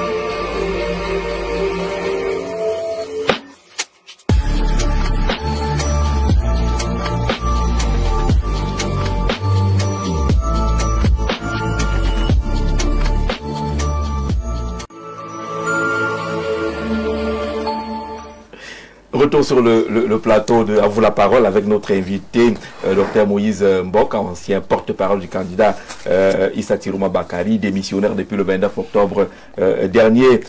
Bonsoir. Pensez-vous que votre démission n'est pas une façon d'éviter de rejoindre le professeur Abba Oyono? Ah tiens, il est où le professeur Abba Oyono? Bon, il doit savoir où le professeur Abba Oyono est. Mais est-ce qu'on n'a pas peur de vous retrouver en prison? Voilà. C'est ça le sens de la question. Si je vais en prison pour la justice, ce sera juste.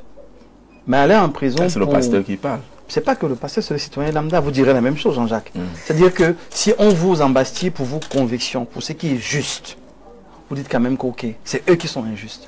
Mais si vous allez dans un terrain qui, vous savez, être compliqué, parce que là on parle d'insurrection, on parle de rébellion, on parle de destruction des biens publics, on parle de la casse et des morts. Mais Jean-Jacques, je ne peux pas m'associer à ça. Donc ce n'est pas une affaire de peur d'être arrêté pour la justice, mais je ne m'expose pas à l'injustice pour jouer le héros mort, comme les gens jouent souvent là. Parce que finalement, quand vous arrêtez, vous savez encore à qui pendant le temps de votre arrestation.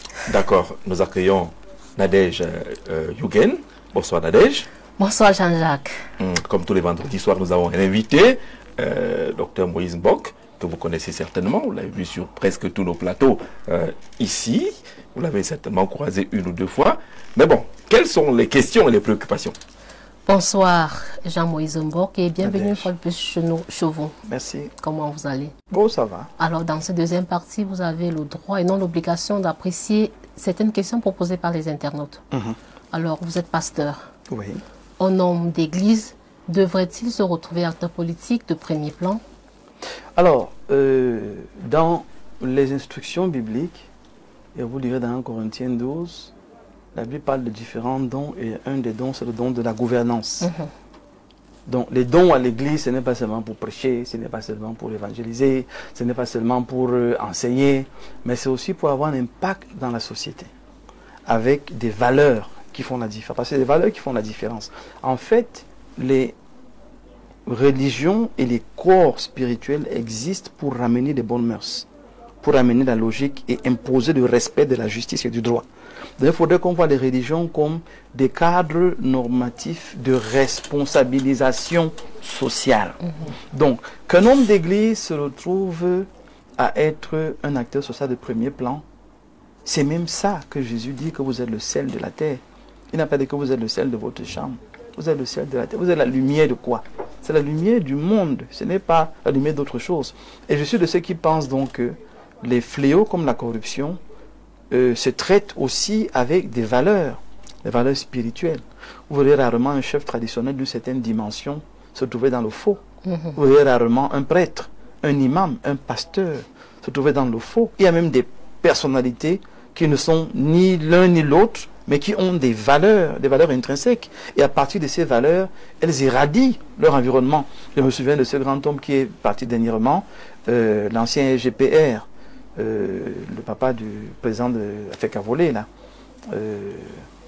Abouem.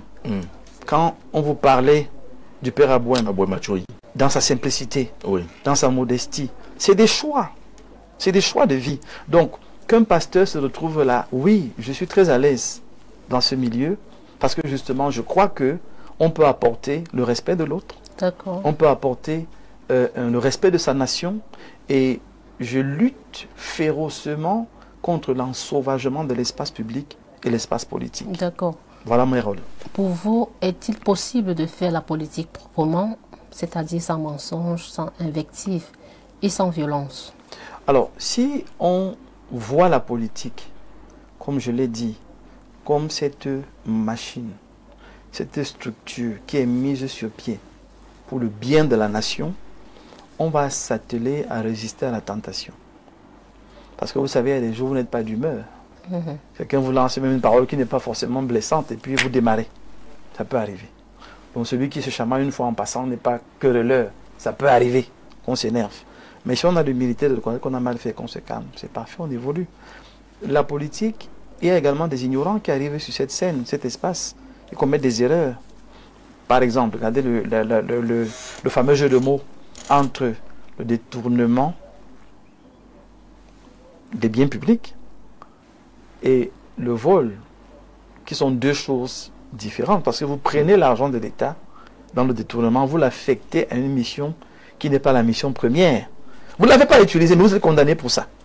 Quelqu'un qui va entendre qu'il a détourné va dire que, mais oh là, il a détourné 100 millions, non, ça veut dire qu'il a 100 millions dans sa poche. Pourtant, en fait, il a mis les 100 millions où il ne devait pas mettre, et il a des problèmes parce que c'est une faute de gestion. C'est des erreurs que des gens, parfois de bonne foi, on tape sur les doigts, on rectifie, on le remet. Donc, on peut faire la politique de manière responsable, mais dire qu'il n'y aura jamais d'erreur, non. Parce que c'est la vie, en fait. C'est la vie de tous les jours, il y aura des erreurs. Mais que les hommes politiques comprennent bien, et c'est pour ça que j'aime le modèle japonais, le leader, le dirigeant est le serviteur du peuple. Vous ne verrez jamais un leader japonais venir parler devant les gens sans se prosterner, les saluer de manière révérencieuse. Parce qu'il dit que je suis à votre service, c'est un message. Quand vous avez compris ça, vous avez l'humilité de dire, je n'ai pas bien fait ça. Et je pense que je peux apprendre et mieux faire. C'est ce qui manque à l'Afrique. Les pays qui se développent, ce n'est pas parce qu'ils ont deux têtes. C'est parce qu'ils ont des leaders politiques qui comprennent que je ne sais pas tout. Mais je m'entoure des gens qui savent tout. Moi, j'ai un mentor en politique, Samuel Mandeng. C'est mon coach en politique. Quand je prépare quelque chose, j'en parle avec lui. Il me donne son avis, son idée, on évolue. Mais est-ce que je vois notre relation en termes de qui est mieux que qui? Non, il a quelque chose que je n'ai pas et je vais vers lui pour bénéficier de cette chose-là. D'accord. Comme les autres mentors que j'ai également. Docteur, après votre démission du FNSC, est-il possible pour vous de vous retrouver dans une autre formation politique? Alors, si je cite le président Tiroma, il a dit un jour, en politique, 1 + 1 ne font jamais 2. Ce qui fait qu'il ne faut jamais dire jamais. Oui. Il ne faut jamais dire jamais. Si le FSNC revient dans sa logique première, qui est républicaine, qui machin. J'ai des acquis dans cette maison. Je n'aurais pas de peine à revenir, par exemple. Si on dit, bon, écoute, on respecte et tout, on va à l'hémicycle, on va changer les choses, d'accord, on a voulu casser, gâter, on a compris que ce n'est pas la bonne voie. Ça peut arriver. Si le vieux revient et il arrange les choses, on est en paix avec les autorités, avec la législation et tout, c'est une possibilité de revenir, ça c'est deux. Les gens disaient que tu es traître parce que si tu dis que tu pars dans le RDP, ça va dire que on savait. Et on t'appartenait au RDPC. Non. Si tu vas dans un autre parti politique, on va dire que, ah, si tu es pas au PCN, on va dire que, oh, c'est des bassards, PCN. Ah, on savait. Si tu pars chez l'autre, on va toujours essayer de trouver. Parce que la question du PCN revient avec insistance. Voilà, on va essayer de trouver. Si vous pouvez vous retrouver dans le même parti que Cabral Libi, que vous êtes des intelligences, vous êtes des gens pondérés, des gens construits, est-ce que cela peut vous rapprocher? Je rappelle que c'est mon petit frère. Ouais. Et on s'entend très bien. On se parle. On échange normalement. Je n'aurai aucune peine à lui apporter une aide dans la mesure de ce que je peux faire. Et je sais qu'il ferait pareil. Maintenant, appartenant au même parti politique, c'est des négociations, non? On s'assied, on se parle. Si je trouve mon compte, j'y vais. Pour répondre clairement à votre question, tant que c'est la politique et que c'est la politique républicaine, je ne bouderai pas un parti politique. Je ne suis pas entré dans la FSNC qui n'avait pas une assise particulière. On a construit cette assise. Donc, je n'ai pas peur du travail. Je n'ai pas peur de mouiller le maillot, comme on dit. Je n'ai pas peur de créer un parti politique demain, si jamais je dois le créer. Et je n'aurai aucune peine, aucune honte à rentrer dans un parti qui n'a que 2 personnes, qui n'a que 5, qui n'a que 10 personnes. Aucune peine aussi à entrer, par exemple, dans le MRC, après avoir beaucoup travaillé avec le MRC. Avec le MRC, je ne cache pas qu'on a échangé. Et moi, je leur ai dit, le seul problème que j'aurais à rentrer dans le MRC, c'est qu'il faudra que vous me garantissiez de me laisser les mains libres pour nettoyer d'abord votre image. Parce que l'image de casseur qu'on a réussi à vous coller, et que c'est comme si vous faites l'effort de ne pas vouloir changer ça. Pourtant, moi, j'ai côtoyé certains MRC qui ne sont pas des casseurs. Si j'entre dans le parti, là, c'est pour d'abord corriger cette image, et après, on peut continuer. Donc, même au MRC, je ne dis pas non, je travaille avec eux. Et s'il y a une chose qu'il faut saluer au MRC, c'est une famille. Jean-Jacques, je vous assure, le MRC, ces gars sont d'une solidarité, mais c'est incroyable. Ça, c'est des choses que les autres doivent apprendre. Oui. Il y a des choses, donc on ne doit pas voir ce parti seulement comme un mauvais parti. Les gens sont... Non, ce n'est pas une affaire de Bamileke. Il y a des Bassa au MRC, il y a des Béti au MRC. Il y a toutes les tribus des nordistes au MRC, ils sont pleins. L'image de casseur, qu'ils travaillent dessus, même en 2026, là, ils vont remporter les sièges. Et puis pour sortir, le chef de l'État a annoncé la relance des concours d'entrée dans les écoles normales supérieures. Que pensez-vous de ces décisions? Vous êtes un universitaire. Bon, la vérité aujourd'hui, le projet qu'on portait au FSNC était une question de faire des États quand même. Faire des États, et notamment l'État de l'éducation. Quelle est la pertinence de la formation aujourd'hui? Est-ce qu'elle est capable de créer des richesses? Donc, pour nous, quand on réouvre, que ce soit le doctorat, que ce soit... C'est une bonne chose, mais la pertinence est laquelle? Ils vont servir à quoi? Adossons une pertinence à ces ouvertures qu'on fait là.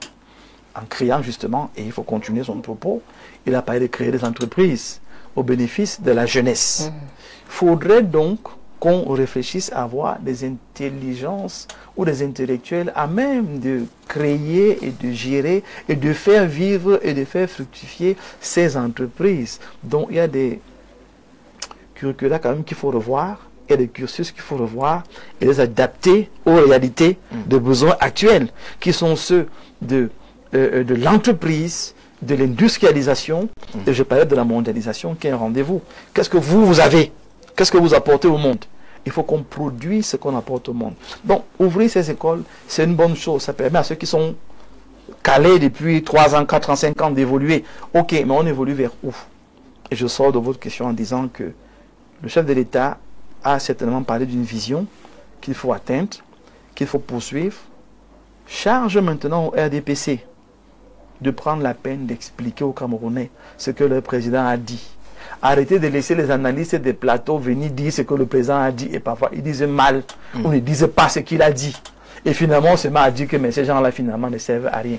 Vous avez encaissé du percute pendant la campagne parce que le RDPC a un problème de communication d'appoint. Vous avez une communication trop relevée, trop intellectuelle. Quand vous allez au Minepat, on vous fait les états de ce qui est fait. C'est trop technique. Revenez un peu à la Baye Amselam. Revenez un peu au Camerounais lambda. Communiquer. Voilà une opportunité que vous faites au RDPC pour qu'ils démontrent qu'ils n'ont pas seulement gagné, mais ils ont gagné en apportant quelque chose de substantiel et de conséquent aux Camerounais. Merci Nadège Yugen. d'être venu partager ces moments avec nous sur le plateau de À vous la parole. Moïse Mbok, bonsoir.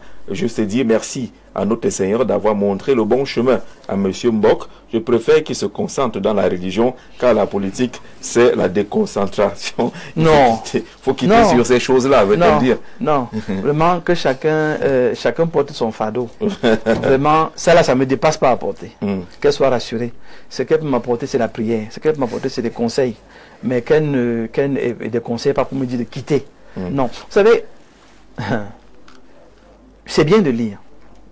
Quand vous lisez, vous avez des informations capitales qui créent une détermination, une endurance, mais une résilience rare.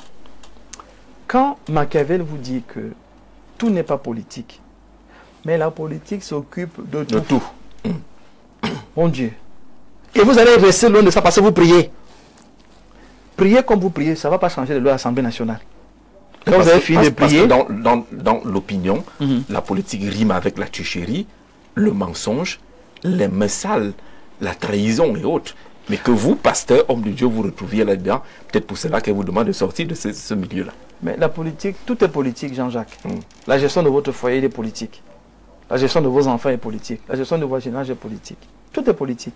Donc, si vous fuyez la politique des décisions, vous allez gérer la position des relations, à la politique des relations. Mais vous êtes toujours exposé à la politique.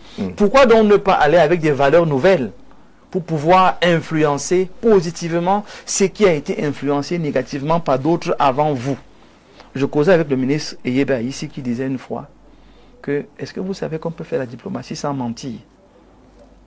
Certains vont vous dire non, comment? C'est comme la religion, c'est comme la politique, c'est comme le commerce, c'est comme toutes les activités. Et il y en a qui mènent les activités de manière sincère et propre. Et il y a des mauvais journalistes, Jean-Jacques. Même mauvais jusqu'à la moelle. Mais ce n'est pas pour autant que ça veut dire que tous les journalistes sont mauvais. Il y a des journalistes qui sont, quand vous demandez, bon Dieu, il n'y a pas de matière, il n'y a pas de relance, il n'y a pas de suivi. On ne le juge pas. Il faut le former à nouveau.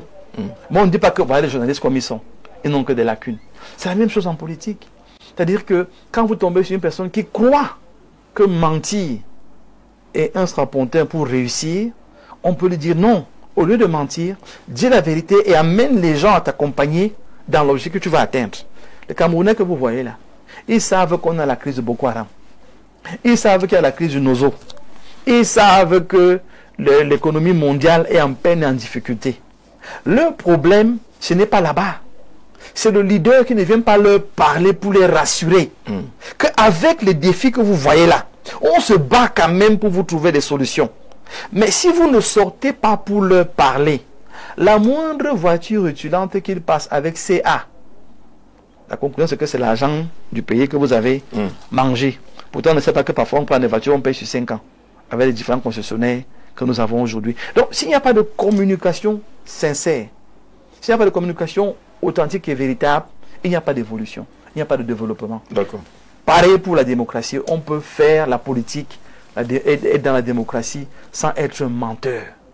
Mais c'est des valeurs qui sont propres, qu'on fait l'effort de mettre sur la table et graduellement. Merci Joe de Bafia pour la précision, juste pour corriger quelque chose. Fait le ministre David Abouem Achoyi n'est pas le papa du président Serge Abouem de la FECABOLE. Son papa s'appelait Boulot André. Merci, ça prouve que vous suivez attentivement l'émission. C'est pour cela qu'on est la chaîne du Vivre Ensemble de proximité. Bonsoir Jean-Jacques, très grande émission et brillant invité. Je trouve sa sortie publique après la démission de son parti politique qui est dans une revendication, fut-elle avérée ou non inopportune, déjà pour sa propre sécurité, ou a-t-il mis le droit de réserve? Est-ce que c'est pas pour ça que son parti le traite finalement de traître, parce que c'est pas opportun de sortir maintenant que vous êtes encore astreint à un certain droit de réserve? Alors, sortir pour dire quoi? Sortir pour dire la vérité, il n'y a pas un timing à ça. Sortir pour dire ce qui est juste, il n'y a pas un timing à ça. Vous savez, certaines personnes prennent des menaces sur les réseaux sociaux comme des amusements. Mais quand quelqu'un vient vous dire que moi je suis du Nord, le Bassa, quand il va l'attraper un jour, il va voir. Je vous prends un exemple simple. J'étais au ministère des Finances en début de semaine. je suis en train de sortir, un jeune homme se met à crier derrière moi. Voilà les tyromistes. Ceux qui envoient les enfants des gens mourir, on va commencer à couper vos têtes. Voilà dans quelle situation nous nous trouvons. On est menacé. Et pas des gens qui sont en face parce qu'ils pensent qu'on cautionne ce qui se passe. On est menacé par ceux qui sont à l'intérieur. Parce qu'ils n'ont pas de problème à ce que vous soyez sortis. Leur problème, c'est qu'on vous taxe de traître. Il faut traiter ça vite. Afin qu'ils comprennent que ce n'est pas la traîtrise. Vous avez donné votre position. Vous respectez vos logiques, vos valeurs. Mais le président a aussi ses valeurs qu'il respecte. En partant du FSNC, qu'est-ce que j'ai détruit dans cette maison? Rien. Ça peut continuer à fonctionner et évoluer aisément et naturellement. Mais pour ma sécurité, justement, je dois dire aux Camerounais que ce n'est pas ce que vous pensez. Parce que si on te voit demain avec le ministre, on va dire que voilà ce qu'on disait. Parce que beaucoup croient que c'est là qu'on découvre les ministres. Il faut dire que ce n'est pas là qu'on les découvre. Beaucoup pensent qu'on allait négocier pour chercher autre chose. Non, on peut négocier pour la liberté des gens. Et j'insiste là-dessus. Nous sommes à 1000 personnes et poussières qui sont enfermées. Et je prie vraiment que Dieu m'accorde la grâce de mener ce combat et de libérer ceux qui peuvent l'être. Parce qu'il y a d'autres qui sont des cas compliqués que je ne peux pas dire ici. Mais et en ayant investigué, en ayant suivi, je dis ceux qui, les enfants de 14 ans, 15 ans qui sont là, je vais plaider qu'ils soient libérés. Donc, s'il y a une honte de me rapprocher du gouvernement pour ça, je dis, moi, je n'ai pas de honte de ça. Parce que les familles qui m'appellent, ils ne sont pas là. Et je sors en disant que je me méfie des remarques des personnes qui n'ont jamais pris le temps de me féliciter. Surtout des remarques négatives. Je me méfie. Quelqu'un qui n'a jamais dit, ah, il a bien fait ceci. Oh, c'est pas mal ça. Non, frère, fais mieux ceci, fais mieux cela. Mais vous posez un acte et il vient vous dire, comme tu as démissionné là, vraiment, ce n'est pas... Non, non, non, je ne prends pas ton conseil au sérieux parce que ça veut dire que tu ne me suis pas pour mon bien. Tu me suis pour essayer de véhiculer autre chose. Donc, ce n'est pas tous les conseils que je vais prendre. Je le dis humblement. Je pense, surtout les conseils méchants, les conseils mauvais, je ne les prends pas. Je prends le conseil qui me grandit et qui me fait me développer. Je dis simplement que ma sortie est pour rappeler que Issa Chiroma Bakary est un grand homme. C'est un homme politique. Il est tout ce qu'il est. Cette gestion de cette crise n'a pas été bonne. Et il faudra qu'on fasse mieux à l'avenir. C'est ce que le Cameroun doit retenir. Retenir qu'on peut être dans un parti politique aujourd'hui et dire qu'on n'y est plus. Ça ne veut pas dire que le parti est mauvais ou que vous êtes mauvais. Parfois, l'idéologie ne fonctionne pas ensemble. On se sépare. Jean-Jacques, si les hommes et les femmes se séparent, si les gens se séparent des entreprises, pourquoi on se sépare en politique? C'est toujours en Afrique comme si c'était la guerre. Ça, on doit désamorcer ça. Et amener les Camerounais à comprendre que la liberté, c'est de permettre... Même quand vous démissionnez de l'entreprise, hein, oui, c'est bizarre. Et c'est qu'en Afrique... Personne vous pose des questions fondamentalement sur ce qui vous fait partie. Très bien. Très bien. Très bien. Donc, les gens, en fait, ont mis des valeurs en berne. Du coup, quand vous posez un acte, comme eux-mêmes leurs valeurs sont en berne, ils ne pensent pas que les vôtres sont vraiment élevées et vous y tenez. Vous croyez vraiment que moi, je vais accepter en tant que citoyen lambda comme à d'autres, des gens qui sont allés marcher? Je dis non. Et je ne veux pas la même chose pour mon président. Et je l'ai dit dans ma lettre. Désolidarisez-vous de cela. Ils ne vont pas lire ça. Ils ne vont pas lire. Ils vont seulement prendre où je dis que je pars. Et ils vont donner des conseils. Et c'est un conseil qui est juste. Il y a ce message hein, qui demande que maintenant que les gens sont venus suivre le FSNC, à partir de vos belles paroles, vous partez. Ils deviennent quoi? Ils me suivent. C'est ce que je vais dire. Qu'ils me suivent. Parce qu'en fait, qu'ils me suivent, je peux garantir ce que je dis. Et faire ce que je promets. Les laisser là-bas, qui ne tiennent pas pour responsables. Il faut être clair. Moi, je dis que je ne fais pas la politique du cinéma. Si je crée un parti politique demain, vous voulez me rendre comptable de votre vie politique, vous me suivez. D'accord. Si vous restez où je vous ai amené, c'est aussi votre droit, parce que je peux vous y amener par mission. Parce que c'est même là-bas que vous devez être. Vous restez. Donc celui qui estime que c'est moi qui l'ai amené, soit il reste et il observe, il attend. Et s'il voit que Mboko est entré à gauche ou à droite et qu'il veut continuer en politique, qu'il me suive, ce n'est pas une honte. Alors, est-ce que malgré votre démission du FSNC, vous changez d'avis? Est-ce que vous pouvez dire aujourd'hui que Chiroma a gagné cette élection? Pense-t-il qu'il faille passer à autre chose ou que son ancien boss doit toujours se battre pour revendiquer une quelconque victoire? C'est Fernando Gomez qui vous pose la question, je suppose que ça vient de loin. Fernando Gomez, merci pour cette question intéressante qui vous invite simplement à mes premiers propos. Je suis républicain. Et dans une république, il y a des lois il y a des règles, il y a des acteurs qui sont en charge d'eux. Et il y a un seul acteur qui est en charge de proclamer qui est le vainqueur. Ce n'est pas Mbok. On ne me demandez pas d'usurper un titre à Mondo Vision. C'est quand même grave, non? Le type là me cherche des problèmes.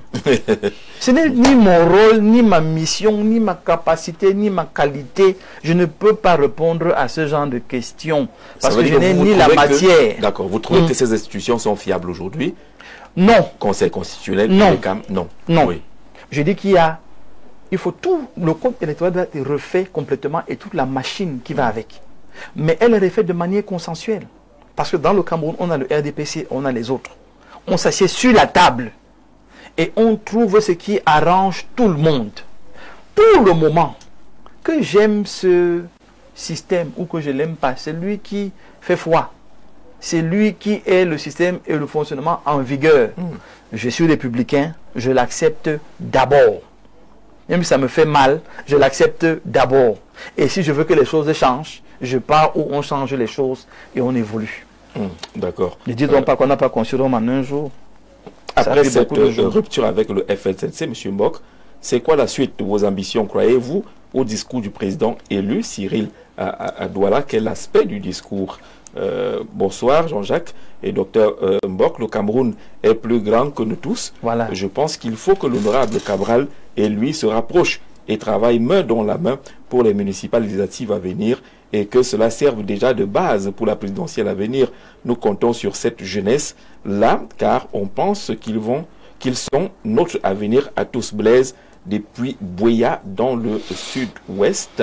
Okay. Ange divine depuis Obamongo, là, bonsoir à vous. J'ai beaucoup aimé les prises de parole de votre invité dans certaines émissions Info TV et je suis vraiment stupéfaite d'apprendre qu'il est pasteur très pertinent dans ses prises de parole. Un homme de Dieu dans la politique apporte beaucoup dans un pays. Que Dieu l'accompagne dans sa quête pour la paix. Voilà, Ange divine qui porte d'ailleurs un nom qui signifie beaucoup lorsqu'on parle de Dieu fondamentalement. Bonsoir à vous, très belle émission. Je tire un coup de chapeau à votre invité, mais qu'il sache que les lanceurs d'alerte ne le laisseront pas tranquille, car ils n'aiment pas la vérité. Qu'il continue de garder cette lucidité en politique. Liliane de Yaoundé, il paraît que les lanceurs d'alerte sont devenus redoutables. Non, non, ils ne le sont pas. Ils ne le sont pas. Ils profitent juste du torrent. Je ne vais pas continuer. Mais on se comprend. C'est des opportunistes difficiles et je les invite à prendre au sérieux ce qu'ils tiennent comme instrument en main aujourd'hui. Vous voyez, en Chine, on est obligé d'exiger le CV d'un influenceur aujourd'hui, d'exiger les détails où il habite, et ses numéros de téléphone, on peut le trouver où. Parce que ce qui se cache derrière les claviers là, pour pondre des choses tellement fausses à des moments, sont pour moi des personnes extrêmement irresponsables. Vous en avez beaucoup profité, hein? Non. Dans cette campagne électorale, tous les candidats ont profité des réseaux sociaux. Le RDPC a eu sa part d'influenceurs. Le FSNC a eu sa part. Le PCN a eu sa part. Tout le monde a profité de ça. Les réseaux sociaux sont une bonne chose, mais qu'il faut utiliser de manière juste et responsable. Vous savez... Mais lorsque vous lisez ces lanceurs d'alerte au quotidien, appeler à la casse, se réjouir des édifices brûlés, célébrer quelques hommes en tenue qui seraient malmenés, ça fait quand même problème. Ça fait problème parce que je dis, pour moi, pour certains, c'est des caisses de résonance. Ils n'ont aucune idéologie propre. On dit insulter le chat, il insulte. Parce que les mêmes ont servi beaucoup de membres du gouvernement aussi. Hein? Donc, c'est des gens qui devraient eux-mêmes d'abord se remettre en cause. Donc, j'invite les Camerounais à moins les suivre, à moins les écouter, ou les écouter avec responsabilité et recul. Parce qu'ils sont capables de vous sortir une histoire sur un ministre X aujourd'hui. Demain, un autre vous sort une autre histoire contraire au même ministre parce que ce n'est qu'une affaire de gombo et d'argent. Donc, honnêtement, pour moi, je vous assure, je travaille à être en paix avec mes convictions, avec mes motivations, et avec ceux qui sont proches de moi. Ceux qui sont loin là, franchement, Jean-Jacques, je vous assure, je prends ce qu'ils me disent avec beaucoup de pincettes et de recul. Ils ont insulté sur les réseaux sociaux. J'ai répondu, mon ami, je m'appelle Jean-Moïse Mbok. Tu dis que Pierre, Clément, François, ce n'est pas moi. Donc, si tu viens commencer à m'insulter dans une affaire où je ne me reconnais pas, ça m'énerve. Pourquoi? C'est que moi, je suis bizarre. Donc, du coup, ce qu'ils disent ne me touche pas. Mais je me dis, attention, on apprend dans tout ça. Il faut faire attention. Je me mets en alliance avec qui demain? Comment je me mets en alliance? Peut-être mon erreur était que je n'ai pas signé un document formel. Mais j'ai appris. Maintenant, je parle d'une présidentielle. On va signer du début à la fin. Parce que comme les gens s'amusent à mettre des documents sur la toile, nous aussi on va apprendre à mettre les documents sur la toile. Mais je dis qu'à un moment donné, on doit être responsable. En politique, il n'y a pas de bassard. Il n'y a pas de bamileke. Il n'y a pas... Ça, c'est une sauvagerie qu'il faut détruire au Cameroun. Il faut qu'on arrête ça. Il n'y a pas le parti tribal, le parti d'un village. Dès qu'on est en politique, on appartient à tout le Cameroun. Vous voyez des gens qui viennent dire que Yebga a fait du Yebga. J'ai envie de dire à celui qui a dit ça. Mon feu père s'appelait Yebga. Dans ce nom-là, je le crois qu'il y avait fierté. Il y a Mbombok Yebga. Maintenant, si on vous dit que Mbombo Yebga a fait, est-ce que vous êtes allé chercher la vérité pour comprendre ce qui s'est passé? Beaucoup ne l'ont pas fait. Se sont arrêtés aux lanceurs d'alerte, ont pris ce qu'ils ont pris. Et comme c'était des cœurs qui sont quand même mauvais, très portés sur la méchanceté. Vous avez, les mauvaises nouvelles, les gens aiment ça. Dites bonjour, personne ne bougeait. Dites que, ah, Jean-Jacques Zia a encore fait. Il y a quoi? Il y a quoi? 1000 messages. Voilà. Donc, et les lanceurs d'alerte ont compris ça. Ils aiment des informations édulcorées comme ça, des choses compliquées pour attirer juste la foule parce que... Nombre de vues et un peu d'argent. Merci. En fait, ils sont payés au nombre de vues. Alors, je ne sais pas si c'est le même Bombok Yebga Yebga, depuis ma tombe, qui nous écrit. Il dit, belle émission et félicitations au docteur Jean-Moïse Bok. Un conseil pour lui, ne plus retourner au FSNC. C'est signé Bombok Yebga Yebga depuis ma tombe. Qui suit l'émission avec nous. Je dirais que c'est mon père qui me parle, j'ai compris.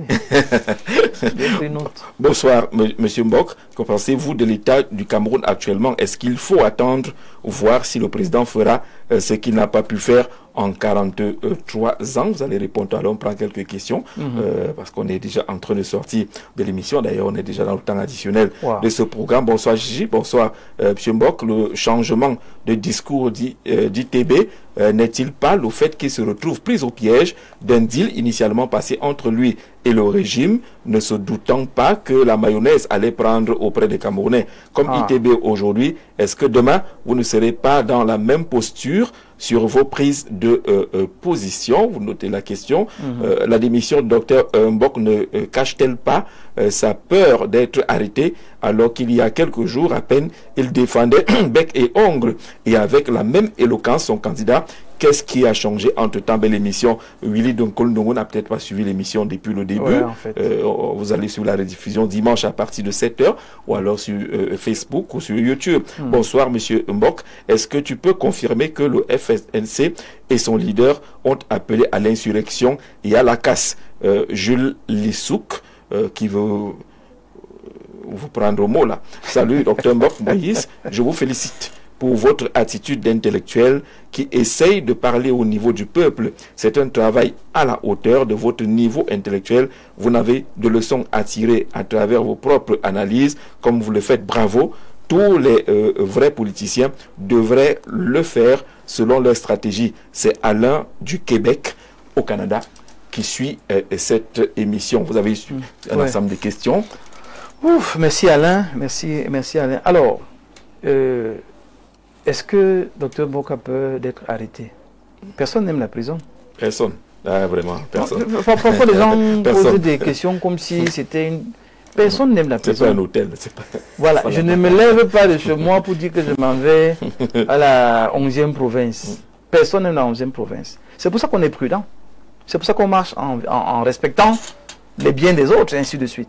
Alors, mes convictions me disent que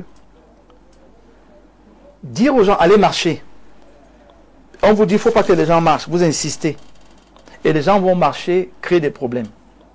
On voit les problèmes. Et vous dites aux gens, demain, d'aller encore marcher. Chacun va appeler ça comme il veut. Mais pour moi, j'appelle ça la provocation. Et un État en place, on ne provoque pas. Tout simplement. C'est pour cela que je vous demande si vous pouvez le dire clairement que ITB a appelé à l'insurrection. J'arrive à cette question. Prenons les faits. Oui. Ne restons pas aériens. Hier, les gens ont marché 10 morts. Vous dites, et on était dimanche, je crois bien, vous dites aux gens lundi soir que demain, on va encore aller marcher. Ça veut dire quoi? Les gens vont encore mourir. Il y aura encore des casses. Il y aura encore. Ils pensent que quel homme politique s'est levé un jour et a appelé l'insurrection. Personne ne le fait de manière directe, claire, mais les allusions, les impressions. On a entendu, par exemple, Issa Tirouma Bakari parler de sacrifice. Bon. Moi, je ne veux pas rentrer. Les gens suivent son discours. Mais je l'ai dit, on veut vous prendre au mot. Et moi, je dis que allez prendre les faits.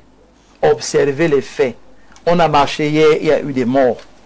Vous demandez qu'on marche encore demain, il y aura quoi? Des vivants. La marche, c'est pour ressusciter ceux qui sont morts hier. Non. Si ce n'est donc pas le cas, ne dites pas ce genre de choses-là.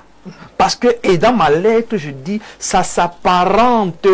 Oui. J'ai bien pris la peine de relativiser. Mais d'attirer son attention sur ce fait. Ça s'apparente à de l'insurrection. Le fait de dire aux gens d'aller marcher, même si on se sent floué, on se sent en peine, on peut avoir des raisons, des preuves.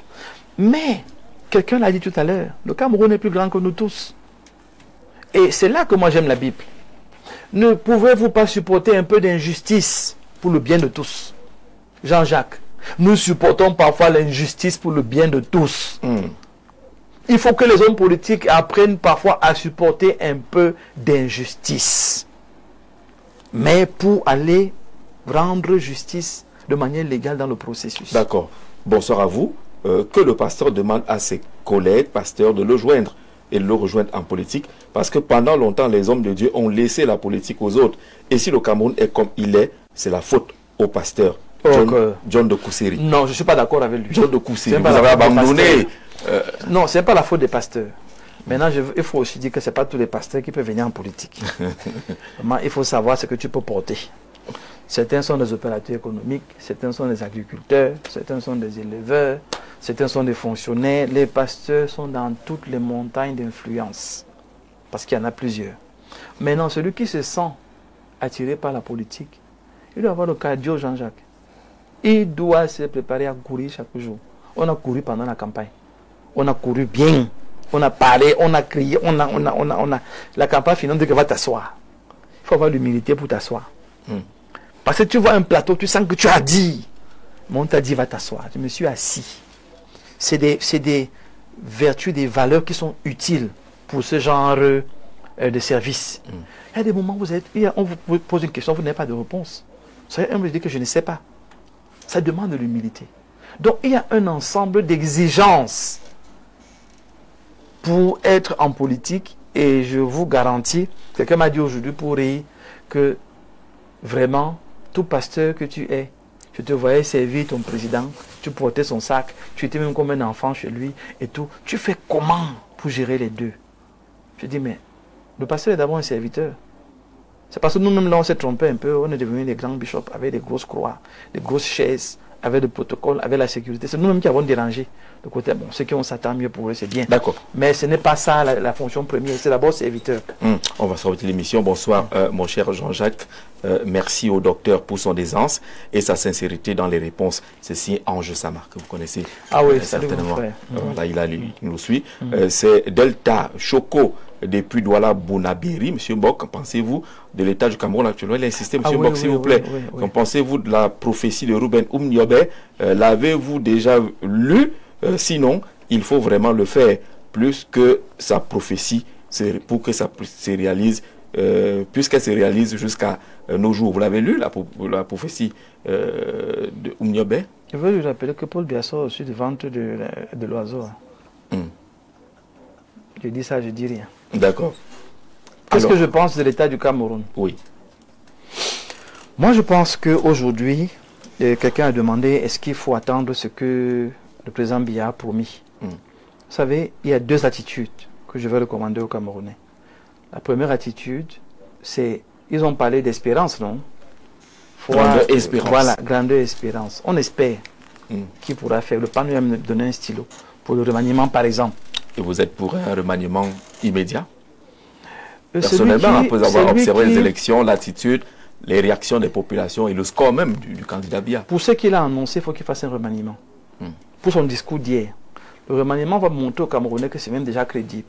Seulement le remaniement là va déjà montrer que effectivement il tient les manettes et qu'il gère encore les choses. Ça pourrait me le réconcilier un peu avec d'autres Camerounais. Très bien. Et surtout s'il donne les têtes que les Camerounais... Bon, voilà, vous savez que c'est Ténisé qui a des têtes là qui dirigent. Oui. Donc s'il les bouge un peu, il leur a montré qu'il le dirige. Sinon, globalement... Ça, c'est la première attitude qu'il faut avoir, espérer, attendre.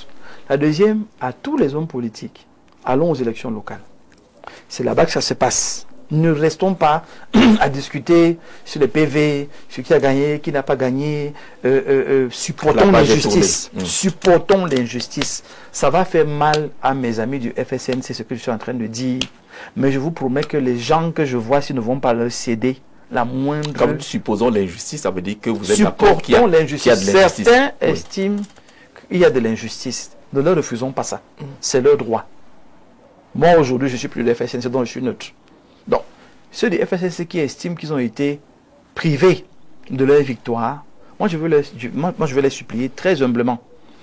Pour le Cameroun, pour la paix du Cameroun et pour la sécurité du président Issa Tiroma Bakary, de venir aux élections locales, de travailler de manière à ce que les lois changent. Au moins, l'histoire aura retenu que c'est ITB qui a participé à changer les lois. Parce qu'on peut être retenu comme avoir été le président, on peut être retenu comme celui qui a apporté des grandes réformes, on peut être retenu pour plusieurs choses.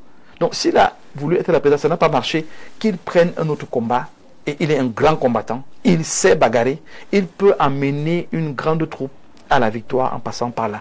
On espère, mais on va aussi aux élections locales. Il y a la main tendue du président Paul Biya, il l'a dit hier, il y a sa main tendue. Si vous l'attendez, cette main-là, parce qu'il faut aller, il a demandé qu'on se joigne à lui, parce que le moment est celui du rassemblement. Moïse Mbok, sollicité par le président, il accepterait, ministre ou autre chose? Waouh, je ne voyais pas cette question venir, mais je ne vais pas bouder. Elle est là. Je ne vais pas bouder le plaisir de servir. Non, je n'appartiens pas à un parti politique, donc je peux parler pour moi-même maintenant. C'est ça aussi le bonheur de la liberté. Parce que si vous êtes dans un parti, je vais d'abord consulter le président. Oui. Non, ils m'ont fait du bien en me libérant. Donc maintenant, je suis libéré. Si je suis sollicité pour être plus sérieux et que je peux apporter quelque chose à la nation, je n'hésiterai pas. Parce que j'aime ce pays, je veux travailler pour le pays. Et je sais que moi, quelque part, beaucoup d'autres seront également là. Donc, la main tendue ne sera pas que envers moi. Ce sera avec beaucoup d'autres qui viendront. Mais puisqu'on est là pour le Cameroun, pour être clair et direct, la responsabilité qu'on me confie, ce ne sera pas que l'article 2. C'est d'abord le challenge par rapport à tout ce que nous avons décrié nous-mêmes pendant la campagne. Vous voyez que c'est une responsabilité forte. Ce ne sera pas juste l'article 2. Ce sera renverser la vapeur. D'accord. Viens donc t'asseoir ici. Viens donc t'asseoir. Tout ce que tu as bavardé là. On n'a pas fait les routes, on n'a pas fait l'eau. Imaginons au niveau des routes. Seigneur. Ça va être la guerre. Parce qu'il va falloir que je remonte la pente. Donc c'est quelque chose d'exaltant. C'est un défi, c'est un challenge. On est préparé à ça. Mais en même temps, ce n'est pas la fin de notre vie. Parce qu'on sait qu'on peut également faire d'autres choses. On a d'autres possibilités. Mais je ne dirais pas non.